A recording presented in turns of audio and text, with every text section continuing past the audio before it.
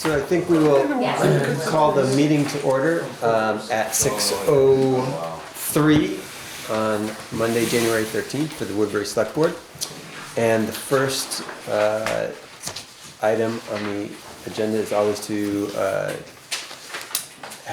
see if there's any adjustments to the agenda. I do have one. All right. At some point, I'd like to just update the public on our search for a treasurer. All right. We can either do that under the treasurer report or under other business. I think let's do it on the treasurer report. Okay. Yeah. And I just want to let you all know that the person that's coming from the NRCS is named Michael Lapointe, and Chris Voigt from the Central Vermont Regional Planning Commission is also planning on attending. One of them is here. No, I mean here on the screen. Oh, okay. Is that Michael? Yeah, hi Michael. It is. Okay. You can, you can either look at you or you can So look I'm at us. gonna, now that there he's you here, go. I'll let him. So Michael, you are looking at the select board. Nice to meet you. Hi, Michael. I'm Chris. Lizzie. Liz. Diana. Second item is to approve the minutes from December 23rd and January 7th. And neither Liz or I have had a chance to look at the January 7th minutes, but we'll take a second to do so. It was a budget meeting, so there,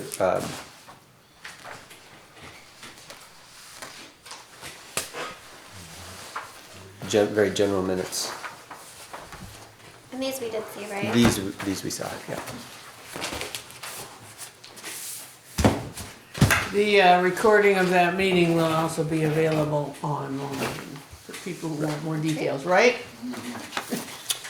Is there a motion to approve the meeting's minutes from the 23rd and the 7th? I'll move that. All I'll make right. that motion. Is there any discussion? Hearing none, all those in favor, please say aye. Aye. Aye. Motion passes and the minutes are approved from the 23rd and the 7th. I think I signed them both. Diana, you Okay. have to sign them. All right, public comment. Doesn't appear that anyone who is on the agenda is here, so we'll move on. The town clerk's report. Turn it right over to Robin. I have been working on town report. I've sent a bunch of stuff to John so far. And I cannot pronounce the lady's name, I'm sorry. The one that was doing the painting. And it came out, yeah. Yeah. She is finished and here is the final invoice for $1,612. Okay, thank you. Do we have to sign this or we're just looking at it? Just looking at it. Okay. If you give me a copy of that, I can get it on the spreadsheet. Do you want this copy? This goes Or to, do you guys need this back? Robin. I will need that back. Okay. I can't remember if I get it through email or not. give that to Robin. Looks really good. Oh, good. But I know, while we're on the subject, I'm not gonna give up on that flooring, so All right. if we wanna talk about that at some point. Thank you. Maybe under updates and other business. Yeah, We usually good talk idea. about that. Yeah. I need to steal a pen back. Yep. I've got more pens. All right. And then I have the certification for highway mileage for the year ended February 10th, 25. That you guys have to sign off on.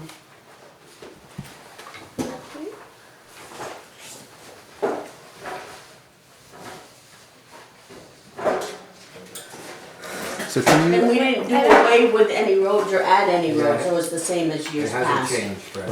This is just how many miles of road we have? Okay. and this is done annually? Yes. Yep.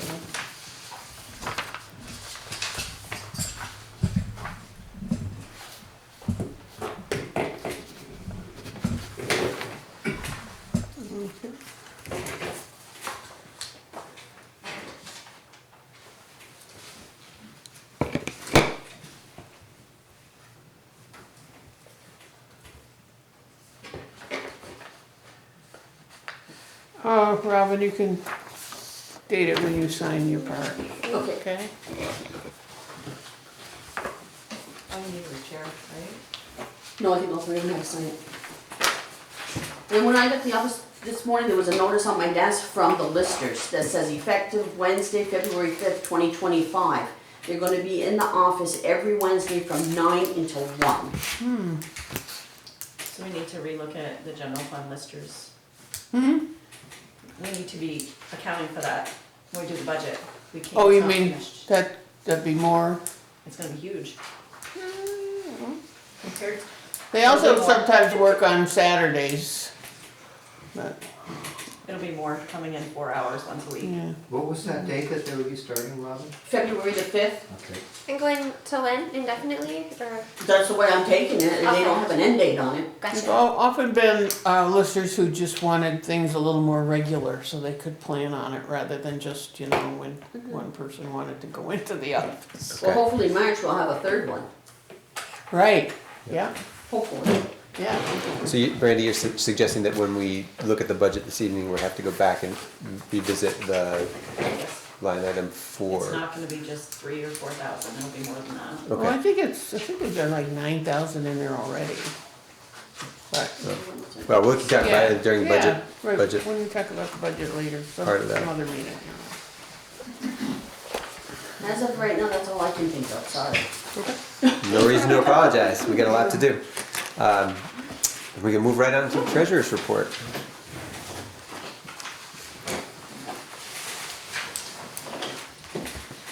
So you have balance sheet, financial statement, and due to, due from. Income over the last 3 weeks. We took in cash receipts, $10,832.46. Of that, $10,829.46 was delinquent taxes and a $3 reimbursement from VLCT. Electronic transfers, we received 13,000. You do not have one. Okay, I was gonna perfect. say, I'm so sorry. I That's gave right. one to Michael and Here. then spaced you guys. That's okay. Please give it back. So State of Vermont, Betterback Road Grant for East Hill, we received $13,027.23. We also received, from the State of Vermont, $101.50. I need to sit down with Robin to figure out, it doesn't explain where it goes to unless it's recording or copies, but anyway.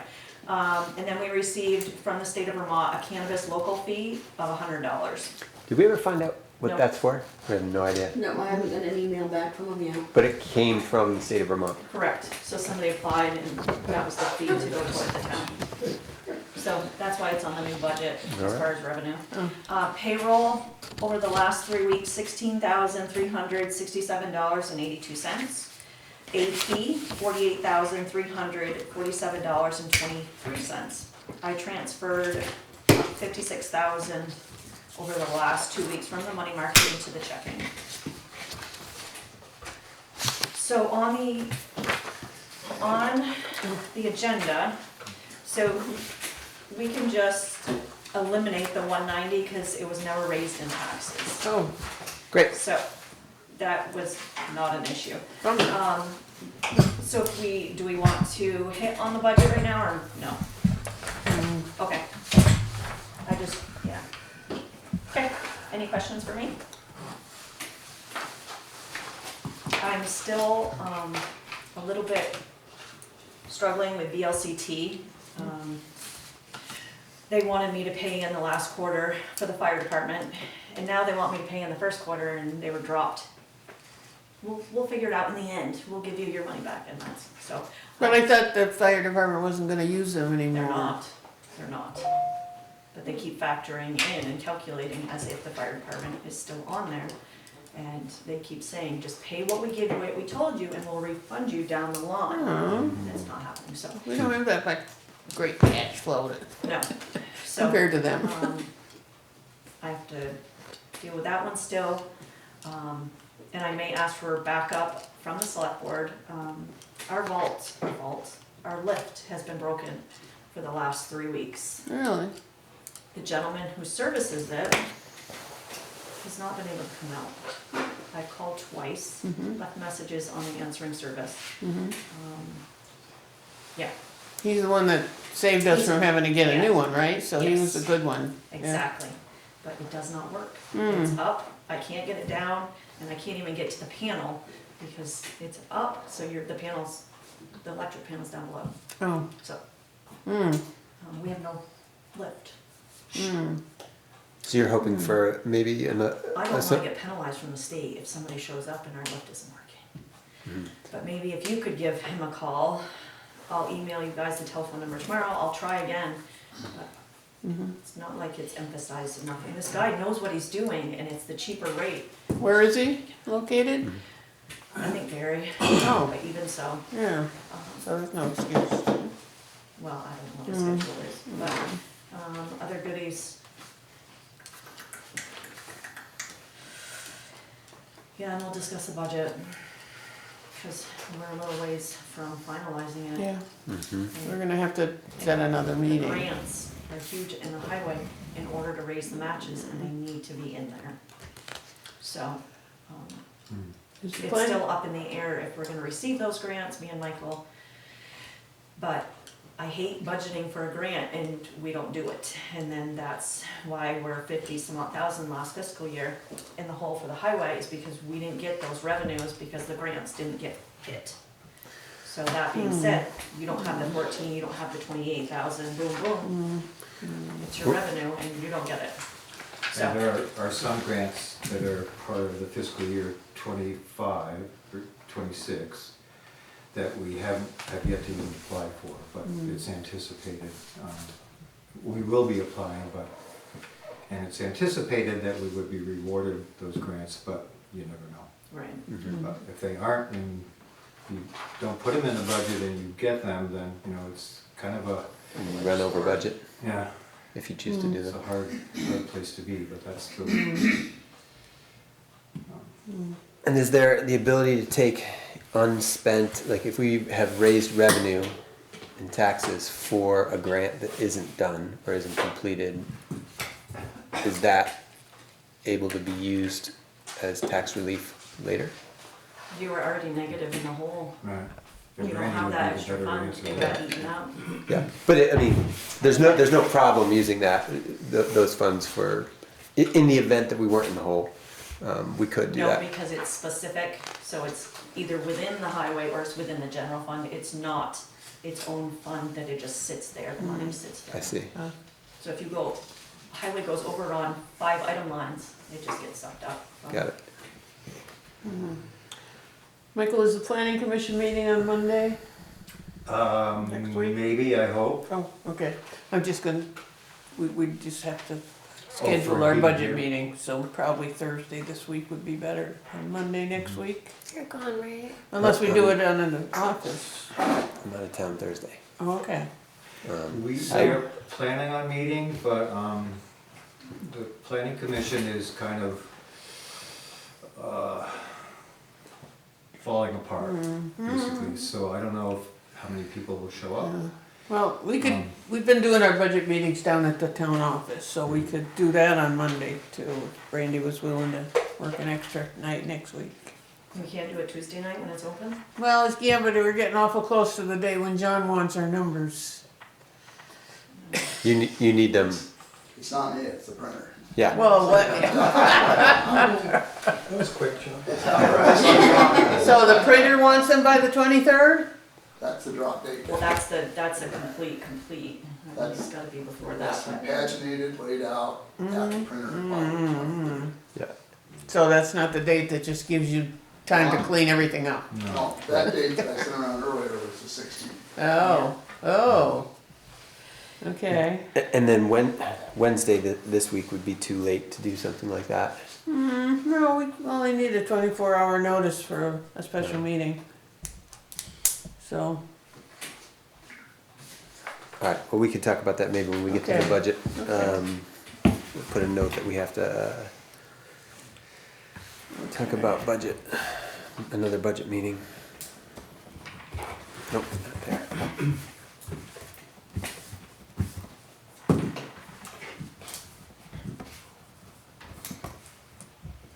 All right. So the new treasurer? Yeah. So, do you wanna, Well, for anybody who, I'm not sure how much of this, has been in taped meetings, but we have been working, Brandy, last year at the pre-town meeting forum, Brandy told us that she was not gonna complete her term, she wanted to be replaced by the end of, town meeting coming up. And we kind of, let it slide, cause we were hoping she'd change her mind. She didn't, so we finally started soliciting back in maybe August or so, and we didn't get much of a response until a couple months ago. Lily Barron showed up and was interested, and Brandy talked to her and thought she would be an appropriate replacement, and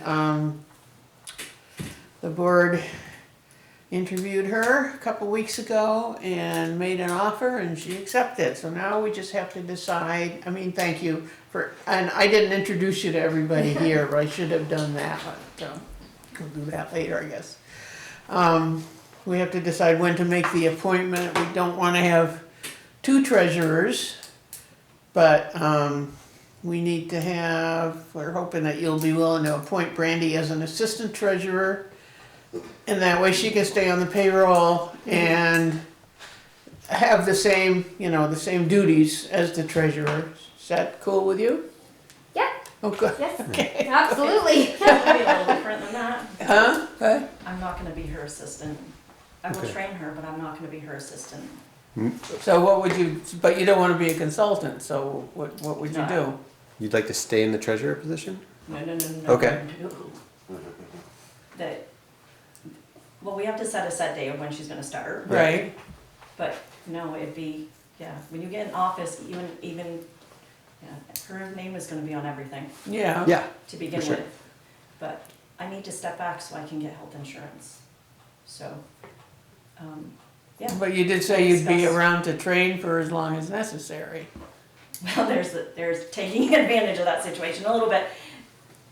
If we're dragging this on for a couple of years, I don't. Well, not a couple No, years. but you Yeah. said there are things like tax bills. There that, is, You know, they come in But and, it may get to the point where it's just me coming down and doing, it just takes this, just showing her this, yeah. Mhm. and Yeah. not being, this girl is just, I'm not worried about anything Good. on that Okay. aspect, but I Yeah. do gotta think about my family first, so that's where, over the years, it's come down to that, so that's where I need to, but, yeah. Okay, well, I think the There's still sentiment weakness. from the board is that we wanna do whatever makes sense for you. I get that, And correct, also make sure that absolutely. Lily has all the support she needs to be Absolutely. successful. So however that works, Yeah. I think the board is entirely, I don't wanna speak for everybody, but it's entirely open to making that Right. work. At least I know I So am. how do we keep you on the payroll without a title? That's why I Which is was fine, thinking but- the but assistant. We also feel like We can you should discuss also be this. paid for your time in And training. that's another thing that we gotta discuss. Yeah. Okay, So- but not here, not now. I'd rather not. Okay, that's fine. Yeah. Yeah. So to be determined, I guess. Yeah. Okay, keep me in the loop. All So right, you No, figure it out. I want you, as far as the start date, to be, is there a start date? I'm hoping for the beginning of February, so I would look at that as February 1st, or Okay. maybe a little bit before. Just because it takes me a month in advance to get the benefits, the fringes lined up. Okay, So if you are starting February 1st, I need to start getting you in the system, applying you for the dental division, all the Uh-huh. benefits that you get. okay. You could do that in advance, right? Someday when you're not going to your other job or, Oh, I can bounce the Yes. forms, that's not a big deal. oh, okay. But yeah, Yeah. Would that work, February 1st, and then like a month to ramp up? Would that feel comfortable? Yeah. Okay. Good. All right, we'll plan on that then. We can make the official appointment at our next meeting maybe, Sure, or now, but well, we didn't put it on the agenda, so. yeah, for the next meeting, we'll have that on the agenda. So, agenda items.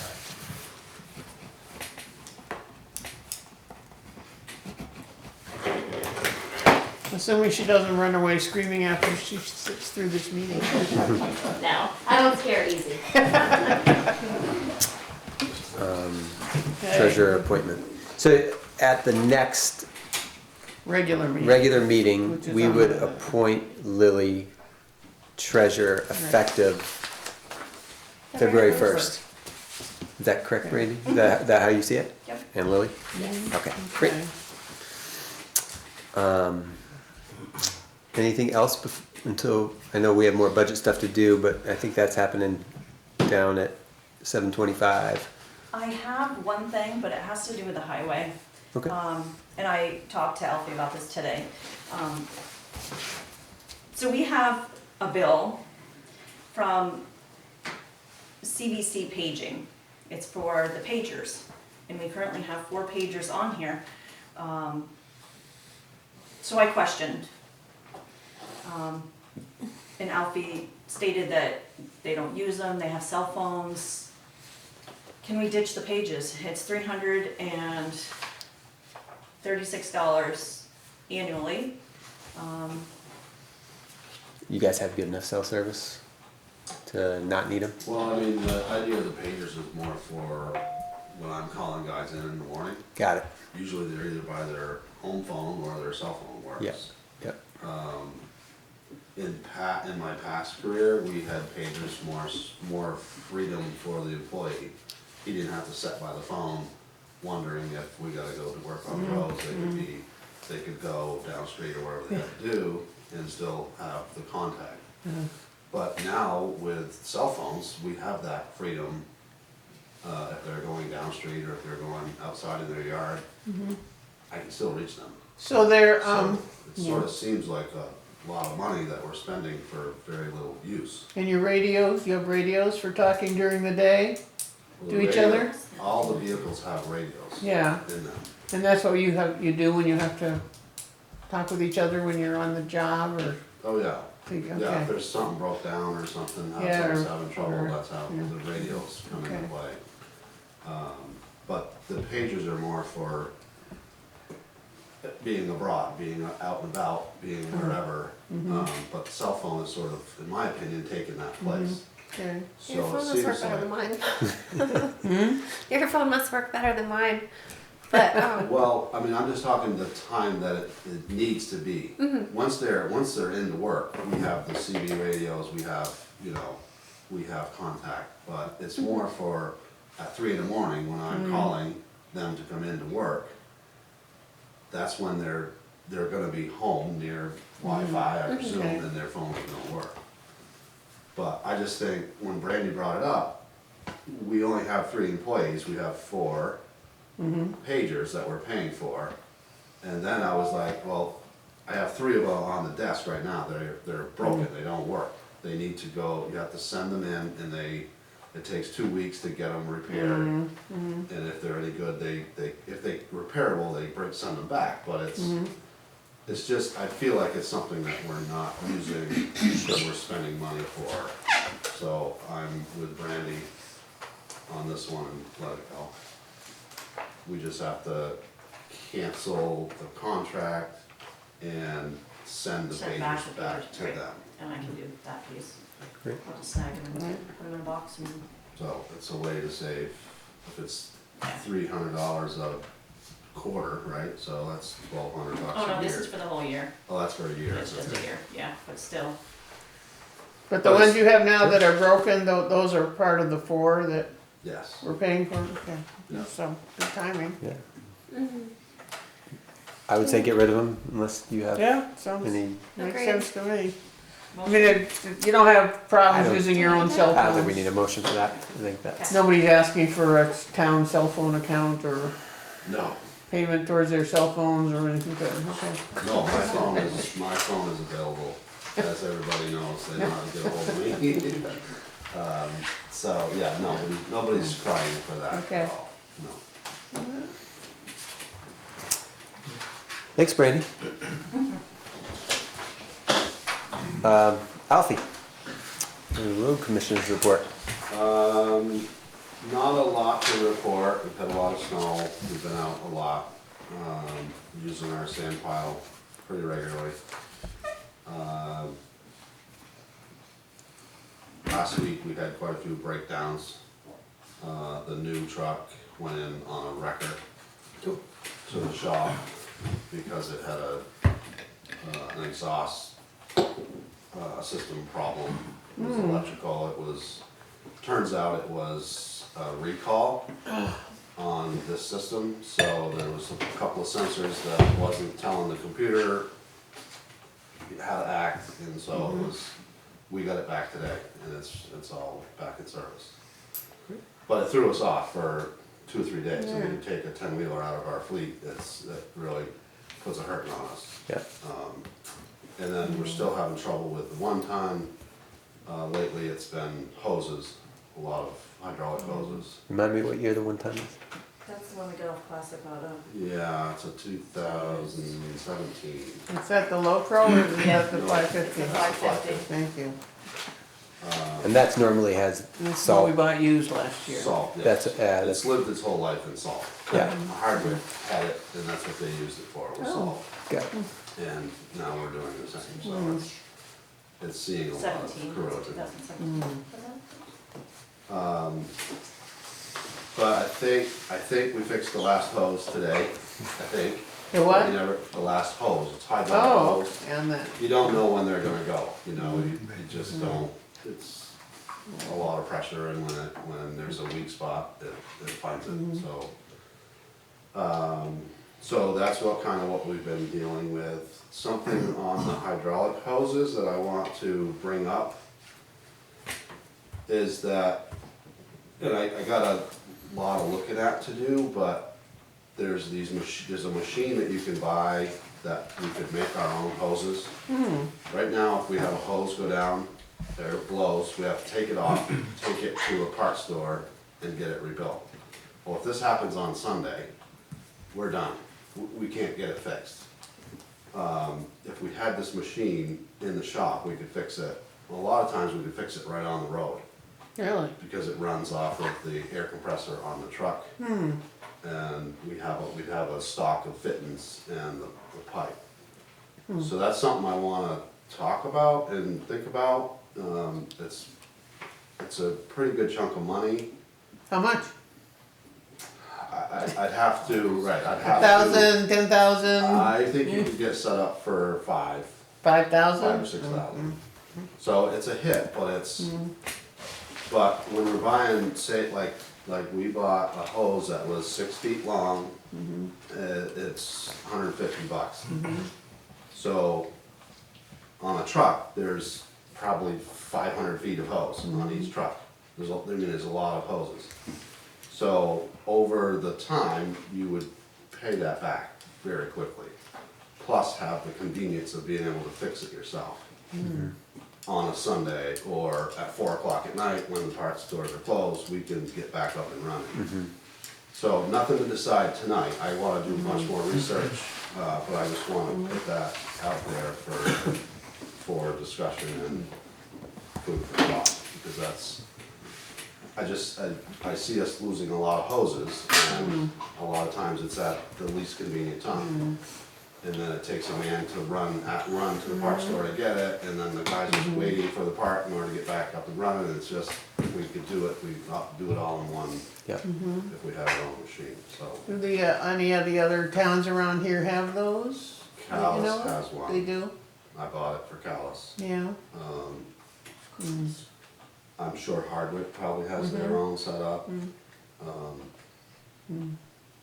So, yeah, we wouldn't be alone in that, it's not a new thing. I was thinking like sharing. Share, well, yes, but again, Yeah. that could work, but again, It's- everybody's it's- out on yeah, the road right. at the same time. Yeah, You right. know, so. Anyway, enough on that, it's just something that I've been thinking about and I want you guys to think about it. Okay. Other than that, I was sick for better part of a week. Timmy was sick and he's still not 100%, but he's back to work. So, it kinda we were hurting for a while. I mean, I came into work when I could. If we had snow, I had to do it. We gotta be there.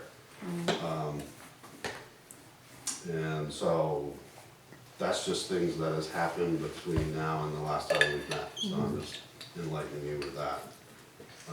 It seems to be much better now, but it was a struggle. We've had a lot of snow, we've had a lot of events. It's been since Thanksgiving, it's been almost every day, there's been some sort of event, either rain or snow, so it's been very busy. A couple weeks ago, we had like it was one of those days where, or it was just after we had a bunch of rain, so the top of the garage roof was clear, and I climbed up on the sand pile and looked at, I didn't get up on the roof, but I looked at the roof, and it doesn't look that old.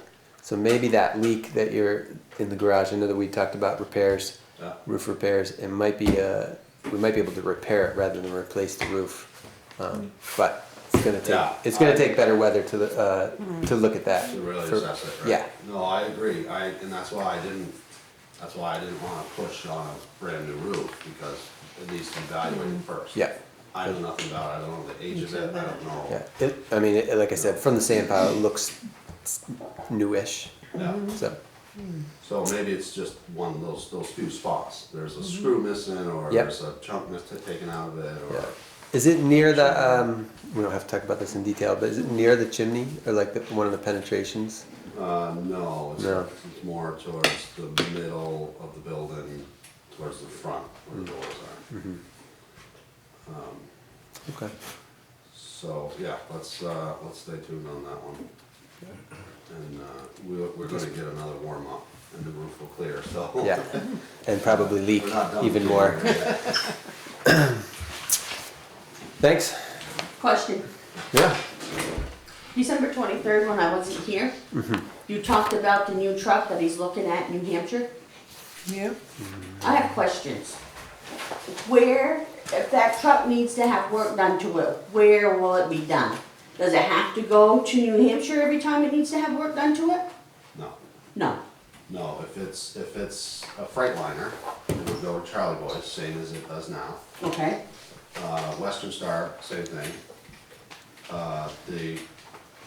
The dealership that we're buying it is the equipment dealer, like the bodies, the plows, the wings, that's Okay. what they're dealing. Okay. So anything like that would have to go to New Hampshire, yes. Okay. Hydraulic pump, some major problem with one of with the body or the wing, that would have to go back to New Hampshire. We're buying that material from them. The So- truck itself. When it goes back to New Hampshire, does that mean a wrecker comes and takes it back? Or does that mean we're gonna lose two guys for a day to get that truck over there and get you back and then go back again and bring the truck back? It depends on the issue. The truck that just broke down, we had to hook it. Yep. It was on a wrecker because it wasn't drivable. Yeah? So that went on a hook. And To then Charlie Boys? to Charlie Boys. And today we got it back, and yes, it took two people to go get a truck, because one guy can only drive one truck. That's how it Correct. works. So, yes, there's gonna be times, but there's no dealers in Vermont. There's hardly any, I can't say no dealers, but there are minimal dealers that put trucks together in Vermont now. Where did the last one come from? It was farther than New Hampshire, right? The last truck came from Burlington and was built in Burlington. But you're limited, I mean, This is presumably a brand new truck too, it's a right? brand new truck. So presumably, we're not gonna have as many Well, repair. there's as no much- guarantee of that. Yeah, I mean, okay. I was just without a truck that we bought last year. brand Right, new it's a good point. 2024, It's a good point. And we were out of it for 3 or 4 days. Yeah, So these new trucks are breaking down too. That's just the normal thing. It's just. just because they get beat. They get beat, the government has got such restrictions on the exhaust systems, the emissions. It's just the systems that they haven't got the bugs all worked out. You mentioned a recall? The 2024 that we just bought last year, Yeah. had a recall. Oh, so that was what went wrong? Does that mean we didn't have to pay We get it will, fixed? we will not pay the wrecker, our warranty covers that, and any of the deal. work that happened to it should also be paid. Okay. So we shouldn't get a bill for that. If it is, it's gonna be minuscule. That's why we buy a warranty. That's why we That's need to right, we do. continue to buy warranties, because these trucks are problematic. They're just gonna be problems. And all warranties cover the wrecker fee when it's under the warranty? Not all of them. Okay. This particular one, Okay, the wrecker warranty is probably a 3-year thing, okay, right? And there's ample types of warranties. Just depends on how much you pay for when you buy it. okay, This one pays the wrecker for like, I think it's 3 years. So anytime that goes on a hook, if it's a warranty problem, then the bill is paid. okay, I was not supposed to see the bill, but I see it today, $1,700. To bring a truck from Woodbury to Vermont to Colchester. Wow. So it's a lot. And so, and that's part of my decision making when a truck goes down. Do I try to limp it down there Yep. with 2 guys to get it there, or do I pay a wrecker? So a wrecker is $1,700 now. okay. So the warranty, does it give you number of miles, like, let's say AAA does? You can have this many miles free and then you have to pay after that? It's just like the warranty you buy on your car. Okay. It's so many miles, so many years. Okay, Whichever one comes first, the warranty's gone. alright, It's the same idea as your personal car. okay. Thank you. And we bought a good one, right? We bought an expensive one, as I recall. Yeah, Warranty, yeah. yeah, I believe so. I wasn't part Oh, of that's right. ordering that. That was ordered long before Okay. I came here, but my next one, the next one, I will be very much part of. I assure you. So that's sort of where we are. We've had some breakdowns. We've gotten through. I haven't been hearing many complaints. I don't know if anybody else has. But I think we've been keeping up pretty well with these snows that continue to come. Every single day, we get a little bit of Little snow. bit, And it only takes a 1/4 inch to cover up our sand. So now it looks like we haven't sanded. So we've been trying to plan it to where we're sanding ahead of the buses, we're sanding during, commute times. Seems like it's been working out well. I mean, I've been seeing consistently the plow truck goes by, spreads the sand, school bus comes. Right. Seems like you guys have the timing down. Yeah, yeah, so far. Cool. Well, here's to staying healthy too. Yeah. What's that? Hopefully you guys stay healthy too. Yeah, well, that's where going to bed early at night sometimes. One more question. The car that's in the parking lot down at the office, how bad is that affecting you? Pretty bad. So the church came in today, and asked about it. And there is a sticky note in the window with a telephone number saying, please don't tow, call. Again. So he called, and the person said, it's not my car, and hung up.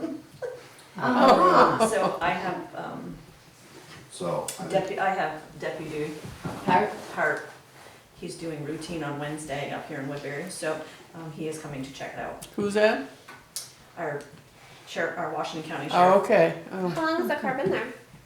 Roughly. couple of weeks? Is it there? Yeah. Was it there at our last budget It's meeting? on the church property, it's Yeah. not on ours, Okay. but it's still sitting there, so. yeah, it's And just it's- when I'm trying to plow up, I have to back and forth, and I have to Yeah. keep an eye on. I mean, I could drive right over it. Oh, Not hurt it. They Problem might not solved. like it, and that So- might not be Yeah. what they do. But it is very much in our way, and So I'd love hopefully to see it Wednesday, Yeah. dealt with. he'll give me an answer, and then it'll be gates, so, we'll see. Thanks, Alfie. Yeah. All right. We'll move on to the USDA Emergency Watershed Protection Program, and by Zoom we have, and it's Michael. Is that true? Yeah, so but it's spelled M-I-C-H-E-L. Yeah. Welcome, Move Mr. your chair Lapointe. over here so you can. And we have Guys, these. Michael Gray here as well. Thank you. Hi, Michael. Brian's here too, I just noticed, so. Great, we're right on. Folks, Hi, Brian. Boyd, senior natural resources planner, about regional planning. Can we turn that up enough? Can we turn the volume Anymore, up down? John? Or, We're gonna try to turn the volume up for you guys.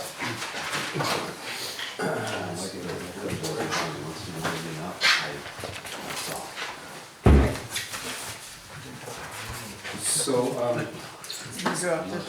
why don't I give the select board a quick update on this whole thing? So, I think you've heard me talk a couple of times about the Emergency Watershed Protection Program. It's through USDA and the Natural Resources Conservation Service.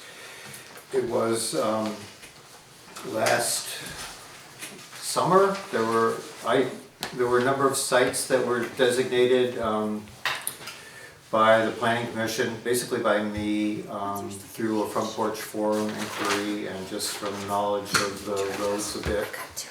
Sites that might have fit under the criteria for this program, which is to address potential emergency situations from the flooding that occurred in 2023. So there were 11 sites that originally were determined, and there was a site visit from NRCS. Brian was also part of that, and a number of sites got eliminated on the day that we were viewing it, and eventually there were 6 sites that were that kind of made it through that first cut. There was a survey of those sites that happened sometime in the fall. And from that, there were 2 sites that were determined to be eligible for this program. And so the program would provide the design work, etc., for the problem. That would be 100% paid for through the NRCS program, this Emergency Watershed Protection Program. And then the actual implementation or construction work to remedy the problem would be a 75% funding from NRCS, and it would be a town or property owner match. The 2 sites that were chosen, one of them is clearly a town highway issue, and that's the major project. That's the Cabot Road as it comes down into the village. Every time we have a flood, the bank washes out, the road is compromised. You may remember maybe 6 or 8 years ago, the bank washed out significantly in a flooding event. The part of the paved road was also part of that washout, and we received a VTrans emergency grant to repair that. The last 2 summers, there has been more bank washout. We looked at the site back when we were looking at the bridge replacements, and like Ben Matthews and other VTrans state people, we discussed the bank and ways to shore it up, I'll say. And then, so that became a site that I definitely had these folks look at, and they have also determined that that work needs to be done there. And this would basically be prevention of the bank so that the road is not compromised. It's not going to change anything about the flooding in the village, except there'll be less debris coming down if the bank doesn't wash out. It does have a pretty hefty price tag, and that's the main reason that I wanted us to discuss that tonight. As of January 6th, the NRCS has determined that the funding for the project has begun, and we have 220 days in order to have the work done. If we're in the process of having the work done, there is a possibility of an extension. And it's my understanding at this point, and I'm hoping that Michael can help us with that, is that at this point the site survey has come up with an estimate of what the project would cost, so that we have a sense of what the town match would be. But it's my understanding that so far no design work has been done, which NRCS will do. And then, once the design work is done, we can go out to bid for the work. So the 220 days kind of concerns me. It's not very long from now. It's January, you know, it's the middle of the winter. I don't know how much the design work can be done while there's still snow on the ground. Maybe from the survey that happened, they have a sense of what the design will be. So those are questions that I have for you, Michael. You know, what are the steps now for the town? And then the other project is much smaller. It's on Chris Byram's property, but I also consider it a town highway issue in that the mountain road, our beloved Ho Chi Minh Trail, as it comes down to County Road, there's a brook that comes down from the ridges of Woodbury Mountain Range and runs right alongside that road. And when there's flooding, the brook overtops its banks, so the road and the brook become kind of one thing. The road crew has tried to fix that problem for a number of attempts now. So most of the water does channel not down the road past Chris's house, but around the back of her house and into her field. And with the flood in 2023, there was quite a bit of trenching that started to happen in where her horse used to be pastured. So that there's a huge buildup now of sort of slate, gravel I'll call it, right in front of a large culvert in County Road that the town has put in. That I'm pretty certain that if we have another serious flooding event, all of that gravel is going to plug that culvert and then wash out the road. So this is a project that the road crew could do. I talked to Alfie about it. We'd have to get Chris Byram's permission to be on our property to fix it. But that one I figure that we can do with the road crew. It's the bigger one that I'm concerned about and that I want the select board to consider, just in knowing what our town highway budget is now for grants and things. This would be another, what's the match? $35,000. $35,000 on top of what we're dealing with right now. So the someone from NRCS would do the design work? Well, that's a question for Mike, good point. I'm unclear, Mike, at this point, just what the process would be now that if we were to say, yes, let's go ahead, is that our commitment for the whole thing, or do we have a chance, is NRCS gonna do the design work, and then we get to look at it again and say yes or no, go ahead and do the construction work? I'm not clear on what the process is for the town right at this moment going forward. And also how close or where this total cost came from and how close that is to reality. Historically, we've done fairly well with our estimates. Usually, we include a contingency cost in it just because typically with flood events, the contractors are busy and the materials that you need are usually in high demand, so the prices always go up. For the 2023 event, a few sites that I've gone through, found a couple that were over our estimate, but most fell underneath it. You never know, but as far as liability from the town, you can back out of a project up to the point that a contractor has expended funds to implement a project. So for the larger site, this could go out to bid, the bids exceed what we estimate. We can cover we get the funds to cover 75%, but the town doesn't have the ability to get the funds they need, you could end the project right there.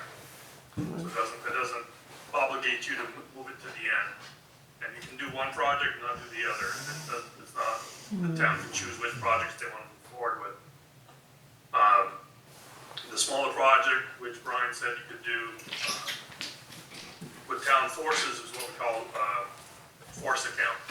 So basically the town would have to put together a bid, an estimate of what they think it's going to cost with their town equipment and crews to do that job.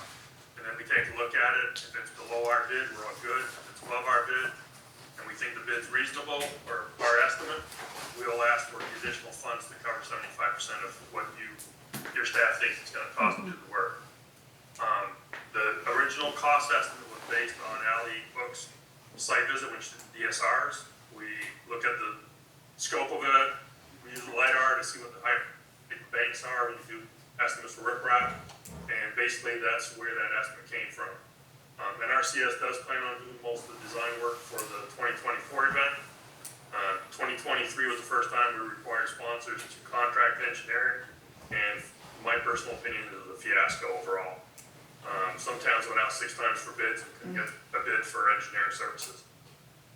So we're actually doing some of those designs now. We did a few last year, and we're wrapping up some of those other designs that didn't get engineers on.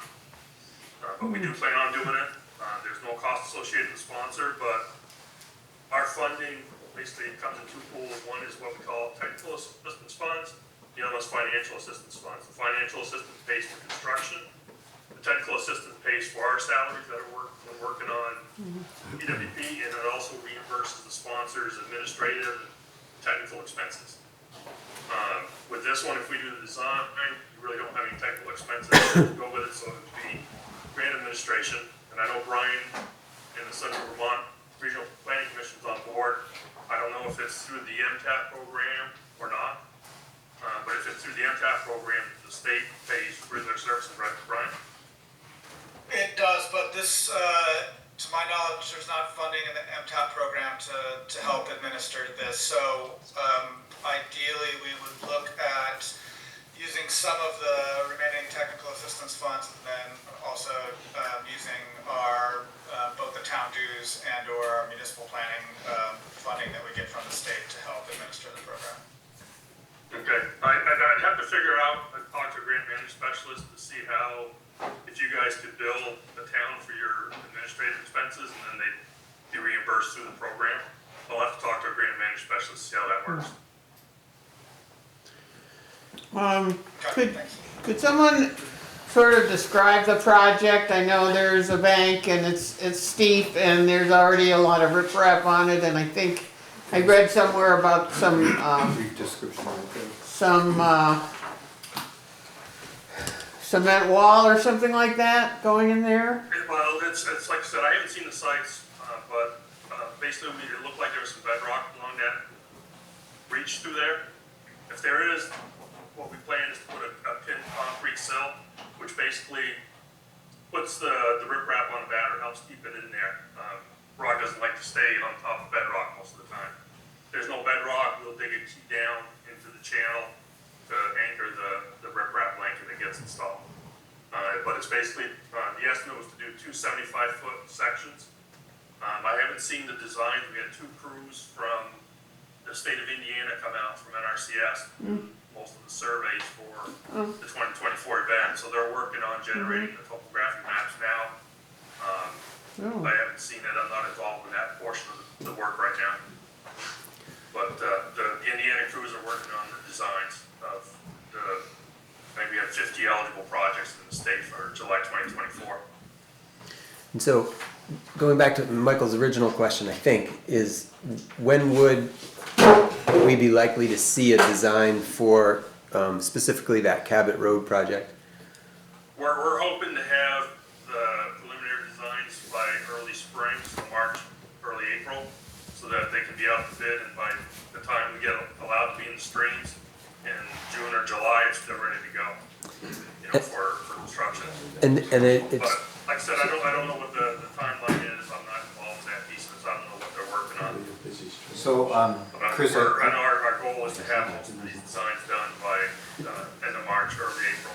so I'm anticipating your question, Chris.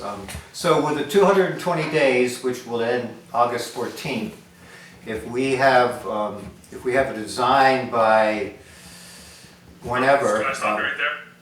What's that? So internally, July 2023 was the same thing where the event happened on July 9th. Right. And it's in the same boat. They changed the rules.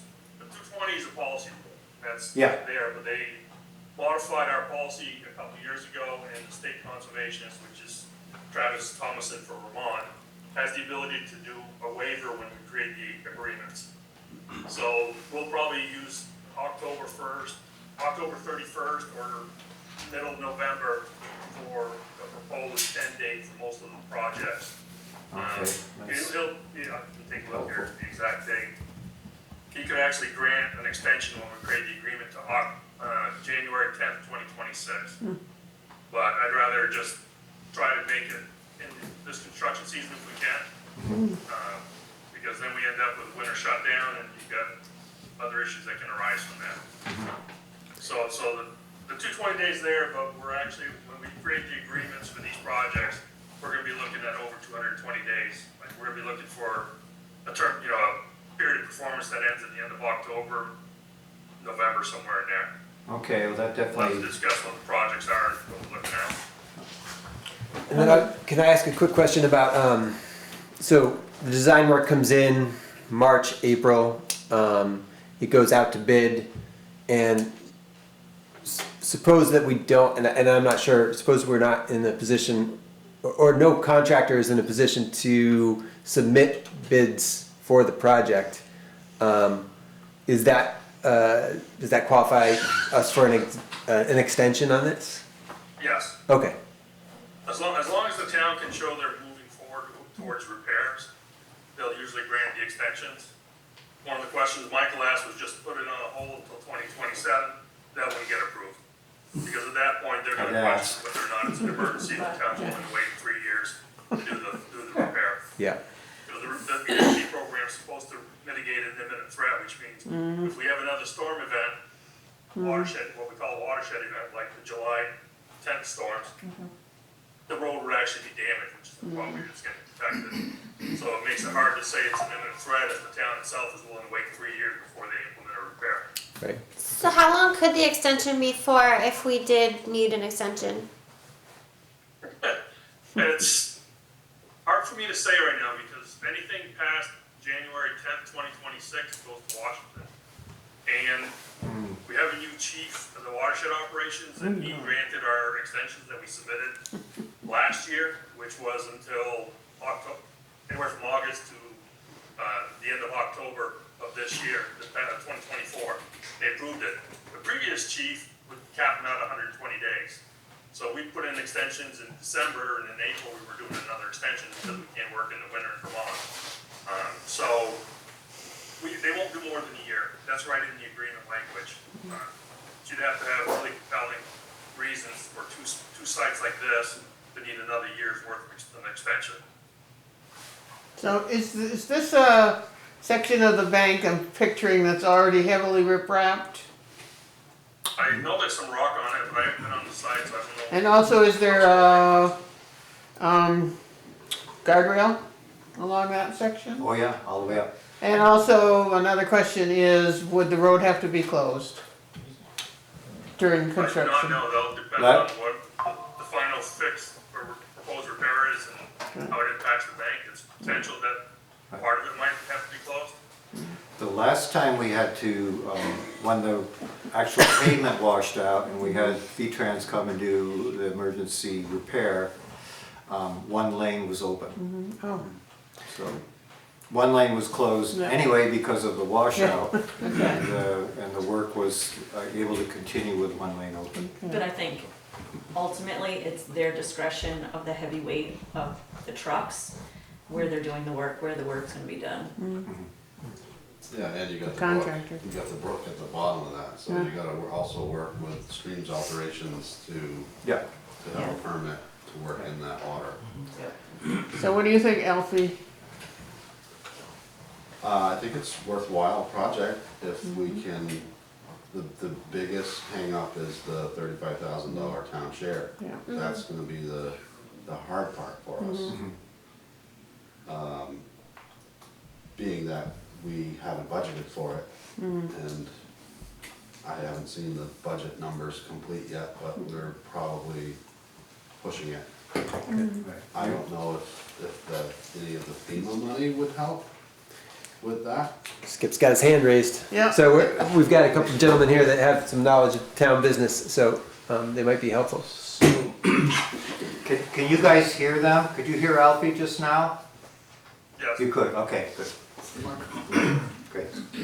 So in that stream, there were 2 mitigation projects up above where you're talking about on Highway 23 and 24 bridges.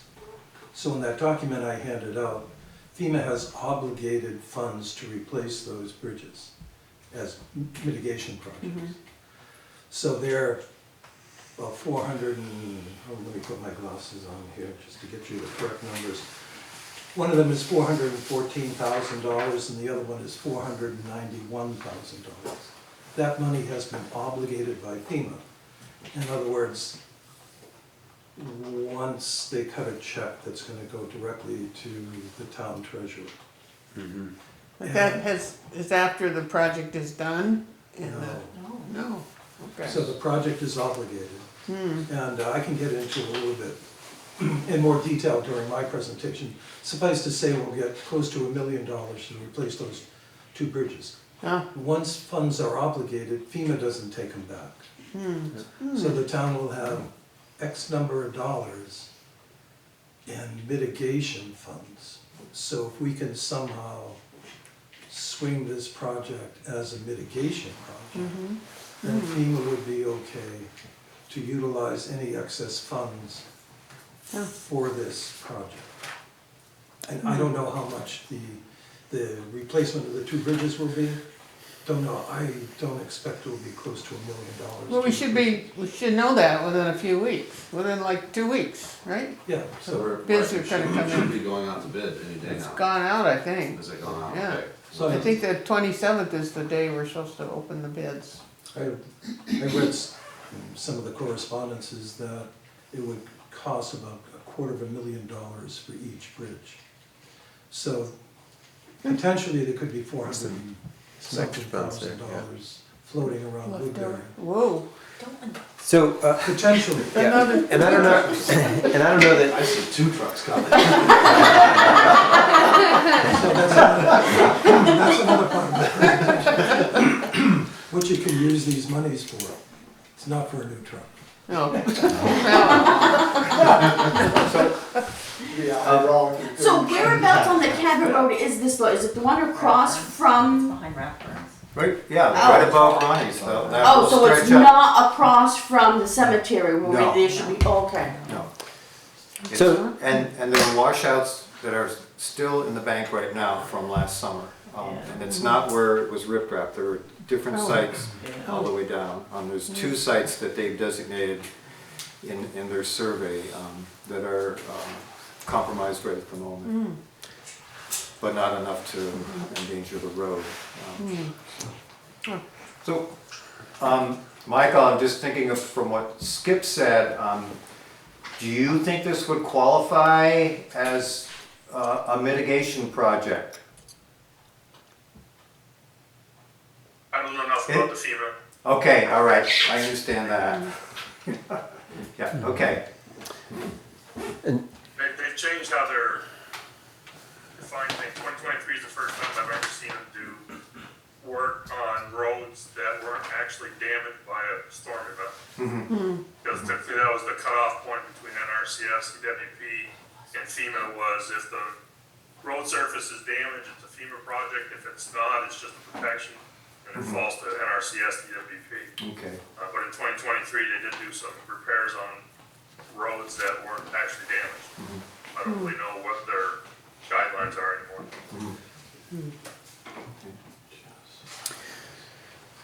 Who would do the bidding? The town, we're the sponsor.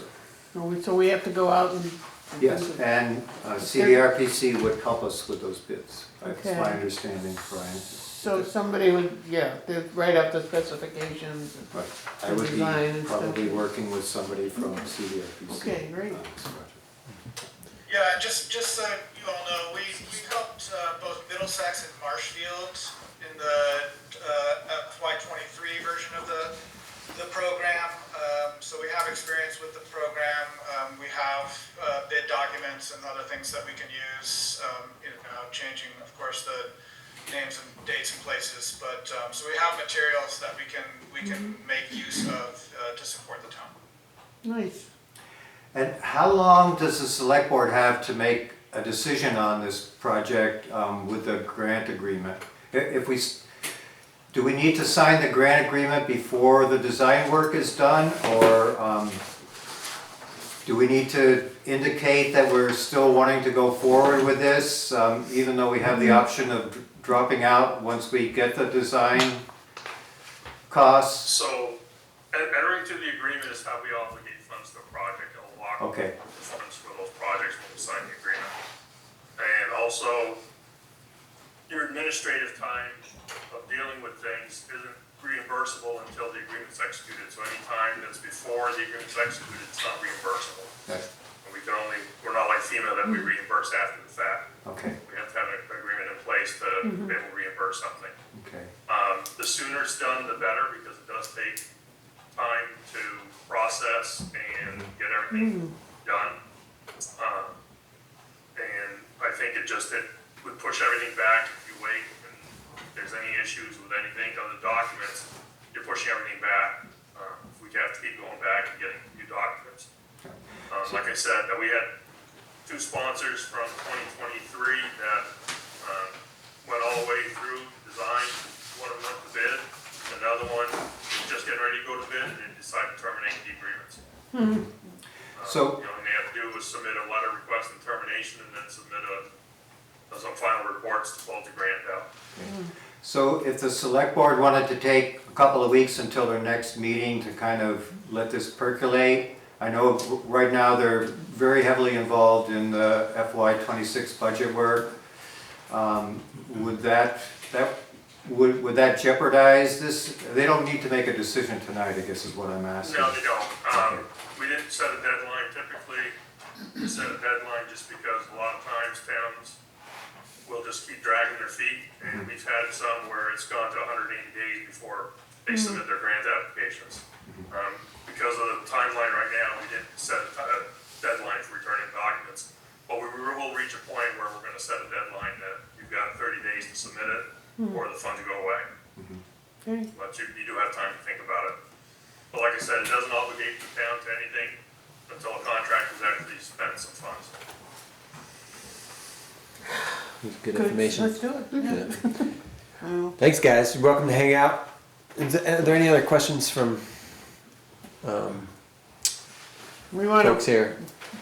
wait and, in 2 weeks, we might see what the price is gonna be on those bridges, so we'll be in a better position to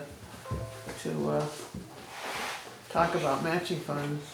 We can have a conversation about this project and the budget. Yep, And right. Michael and Brian, you're welcome to stay if you like, but can't imagine that that's high on your priority list.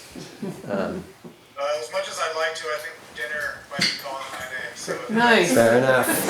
There's nothing else you guys want to add before you sign off? No, I think that's it. Like I said, you know, it doesn't obligate the town until actually somebody spent some funds to implement a repair. Right. So you got, you know, if the bid's coming too high, you guys can say, no, we don't want the 25% match, and you can end the process there for that project. Thank you. Thanks for coming, it certainly is a help to me to, it's hard for me to keep all this stuff straight. Yeah. Thank Thanks, gentlemen. you. Yeah. Everybody, thank Thank you. you. You'll find me, Michael, so. Yep, okay, yeah, we'll be in touch, Brian. Sounds good. Okay. Hey, Okay. interesting.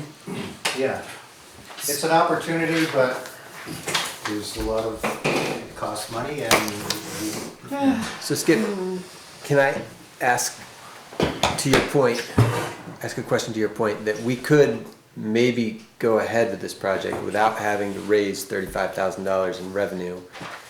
And it's possible that we would have extra funds from FEMA to apply to this project. And if we didn't, we'd still have the opportunity to back out. yes. So it seems like, if I understand, it seems like it's, There is a distinct possibility that Woodbury is going to get a lot of money. yeah, that's But we always can good only news. utilize, for certain things. Yeah, We okay. have this- to buy a new truck. Two new trucks. It has to be But- mitigation. It has to be mitigation. It seems like that would be mitigation, I mean, Seems like the, mitigation to me. yeah. Yeah, so. I don't know what else. Because one of the gentlemen mentioned mitigation. This is like a mitigation project. Yeah, Yeah, And if he can write and send a note to me about it being a mitigation project, because I'll send it right along to the state and also to FEMA Yeah. and get their sense on whether or not this could be utilized for any excess funds associated with these two bridge replacements. And we could do that quickly if I get a letter saying that for these folks, it's a mitigation project. Would it be the same for FEMA? If the bank continues to deteriorate and wash out, certainly that contributes to A a long-standing mess problem, down. yeah. Yeah. As the gentleman said too, FEMA mostly deals with roads and bridges and not so much banks. If you can, as part of that letter, say that they washed out the road, which it did. Yeah, we Yeah. have proof of that. And we have pictures of that? He does, yeah. Somewhere. Yeah. Yeah. They There like is pictures. pictures. Oh. They like pictures. Ron took a bunch That of bank pictures. is within the right of way of the road anyway. If it's the one I'm thinking of, like it is Pretty much technically so, it part just of the road. Goes straight down. Yeah. But if we fix both those bridges and don't fix that, it's gonna be a nightmare for downtown, because the water's gonna be coming through those bridges like, Right. And There's not gonna be anything holding it down. no, Yeah. there's not. Right. And this won't solve the flooding in the village. It will solve, hopefully, the washing out Well, of the the bank. road, yeah, kept And the road the washing. flooding in the village is a whole nother issue and Yeah. topic that needs to be considered. But if less dirt is washing down Right, with the flood water, that's better. yeah, and if the Cabot Road doesn't wash out with all of that, that's. So I'm gonna beat It's a a good dead thing. horse, because I enjoy doing that. And again, it breaks down to, we're not even making the revenue from Swenson. And we budgeted the last 2 years, We don't have to budget anything for this one though. that's not my point, the Okay. weight from the trucks. Yeah, the Wait for trucks the aren't trucks. paying the share. At least they're- Got it. Got it. And there's been no increase for over 20 years, so that's my spiel again. There, just for your information, there is another project that the planning commission initiated. It's a hazard mitigation grant. It was a pre-application. I think I mentioned this a number of meetings ago too, that basically got determined by the Vermont Emergency Management Agency that it wasn't apropos for a hazard mitigation grant, and they've sidelined the project into another grant funding cycle, which I think will start sometime in January. I haven't really researched that very much. I just was disappointed that they dropped the ball on it and haven't really looked into it further. But that was to have a comprehensive study of the whole Buck Lake, from Buck Lake, the brook down into the village to the floodplain that's kind of behind us here in the village, for other mitigation work, prevention work, to eliminate or try to eliminate the flooding in the village. So that's another project that's kind of on hold at the moment, but there is another avenue to try to instigate that. And that's something else that I am determined to pursue also. But I can keep you posted on that. But that's kind of a duck in the water at the moment. It's not going anywhere. A dead duck. I was gonna say, A little rubber ducky that's colored. Not dead yet. Like it's not dead yet. Goodbye. By the way, that thing's great. Yeah, Yeah. that was There are about, 5 different levels of setting this up, which I will document. That's the simplest one. Everything that's in that black box is number 5. The speaker volume isn't quite as good. I'm gonna fiddle with that monitor later, but, to see if that helps. But it's quick and easy and. yeah. There is a sound system in the black box that can be plugged into the headphone jack on this laptop so that the sound would be louder. Yeah. Having a mic with it is great for the people who are having to listen to everybody in the room talking. So, Yeah. and the sound system is very simple. Plug it into the laptop and turn up the volume to however you want it. So, Well, thank you for all that work, Michael. Yeah,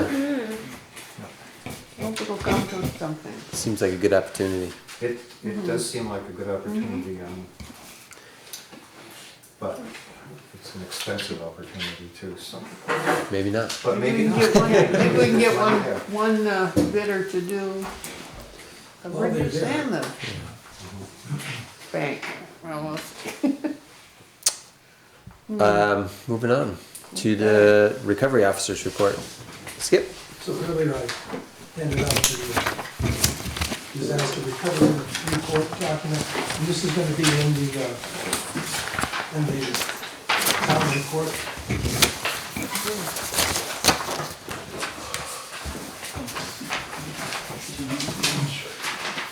You gonna give him 2 pages? Okay. All on a piece of paper. Yeah, one piece of. I mean, in the town report.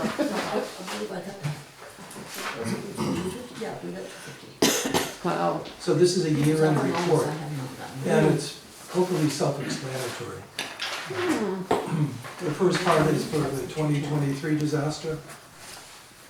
So these are all the projects, cost of repair of the damages, and FEMA reimbursement. You notice the first 2, Town Highway 23 and 24 bridges, those were done on an emergency basis, so FEMA reimburses that at 100%. The others are reimbursed at 90% of the cost to repair. So that's represented in that 280,345. The state of Vermont reimbursement is 7.8%, so that's 24,000 and change.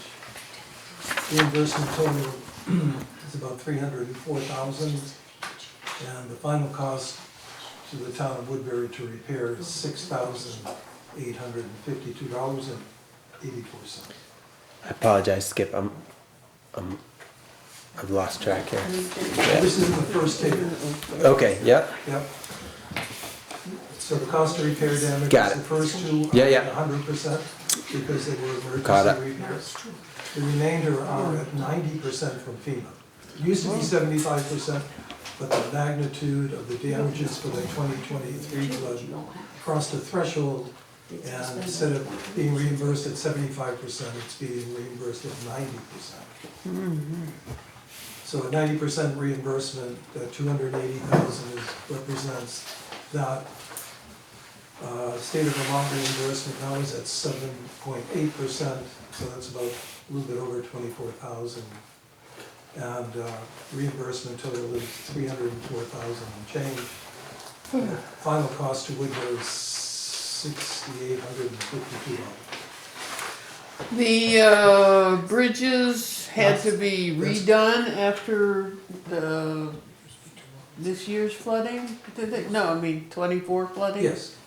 Where are they? Yeah, the 23, No, the 24, I mean, Caraway, oh, just the one? 24.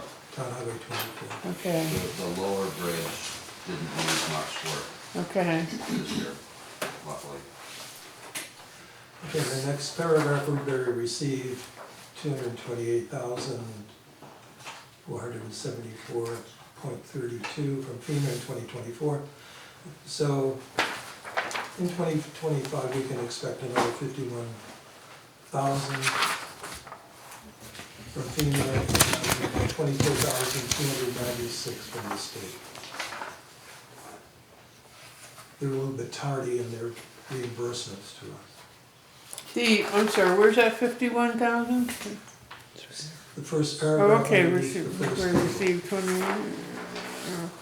Oh, okay. So, And that'll come up to the 304 here? 304. So the 2 mitigation projects which we spoke about briefly, is to replace those temporary bridges that are on loan from the state with permanent spans. So FEMA took, what they did is we did a H&H study on the streams underneath both those bridges. They also have the DeWolf and Associates probable cost to repair the bridges. I sent them a copy of the RFP from whomever- Nate Ruggles, Ruggles Engineering. Yeah, it's not Nate Ruggles, it's, No, so from Ruggles Engineering, so with that information, they chose to use the DeWolf and Associates cost, probable cost. That's why the FEMA estimated cost, mirrors what DeWolf sent us early on. So, and that's a good thing, yeah, really. because that's, yeah. Because So was that'll- Nate's less? Pardon me? Was Nate's estimate or I believe it'll be, He doesn't have an a estimate. great deal less? Yeah. and I don't even want to speculate what that number will be. Right. No, I'm not going to. Okay. So, anyhow, that 460,000 and 545,000 that FEMA used to estimate, that's a DeWolf and Associates estimated cost, so 90% of that is represented in that last row and column.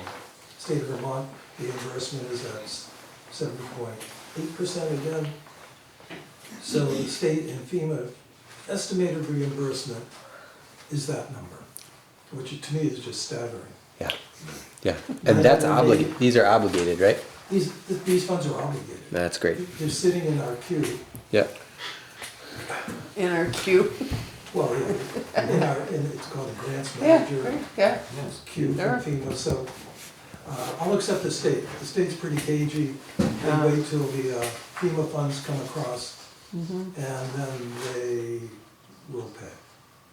No, they're not necessarily their percentage of the total FEMA obligated, but they'll pay their percentage of the actual, you think, or? They'll pay 7.8% of the federal cost share. Oh. They won't even look at, it's all based upon the obligated funds from FEMA. Well, And again, wow. so early on, when I knew that the funds were gonna be this much, I sent an email to the state, because I was afraid that if the RFP came in significantly less to repair, then someone would go to jail if we had that money in our treasury, and that would be me. Of course. So I sent an email to the state. So, and this is what this gentleman sent back. With respect to small project obligations, these are small project Yeah. obligations. That is to say, what FEMA determines to be a reasonable cost and the CRC, Consolidated Resource Center process, where the total project cost is determined. Yes, once these dollars are obligated, and if the town conducts construction project for less, FEMA does not de-obligate the funds for that project.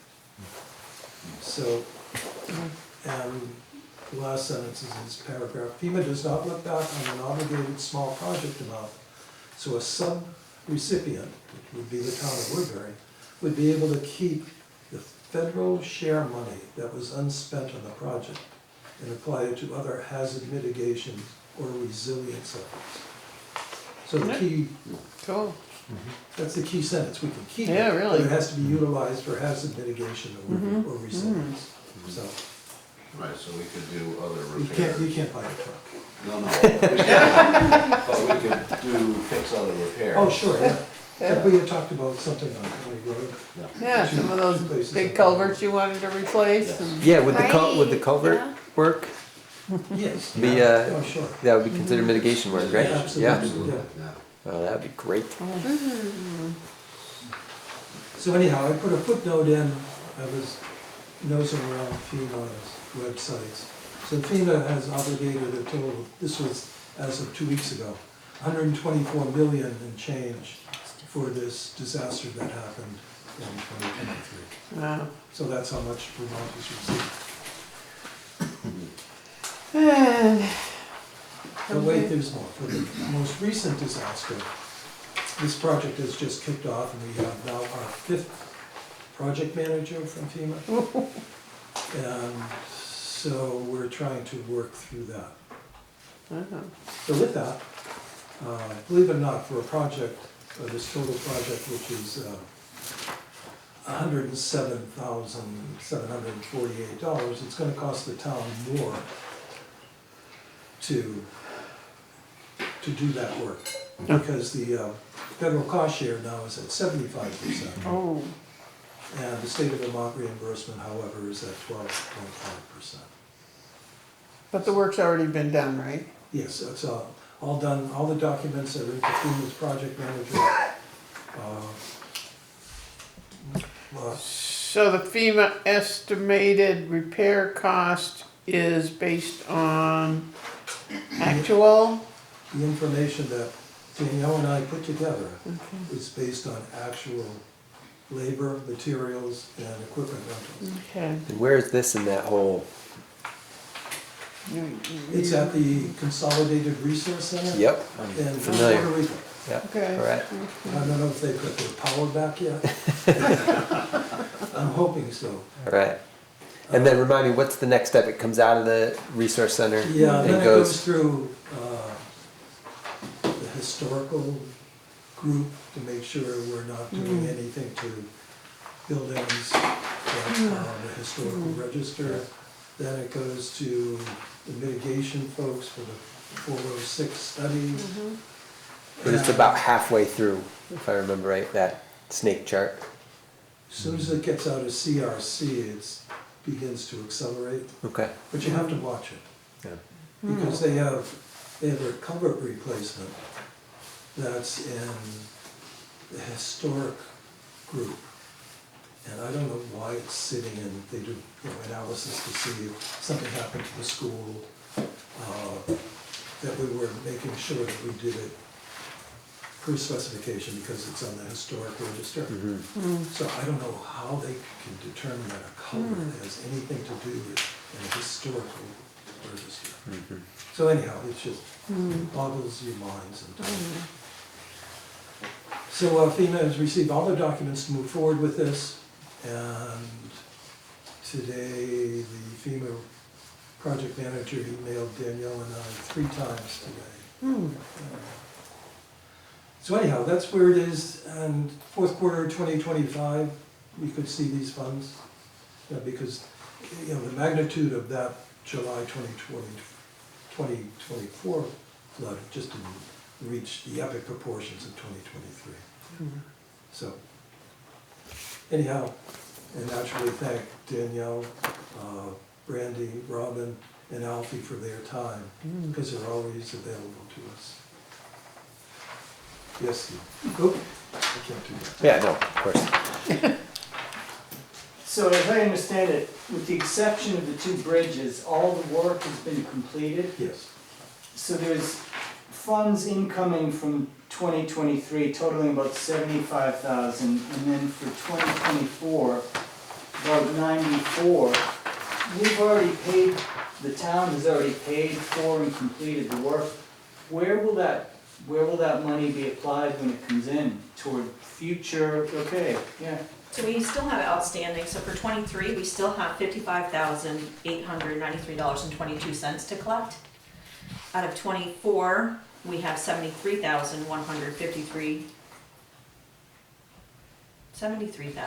$73,153.26 to remain from 24, and we're still collecting and we're still doing invoices.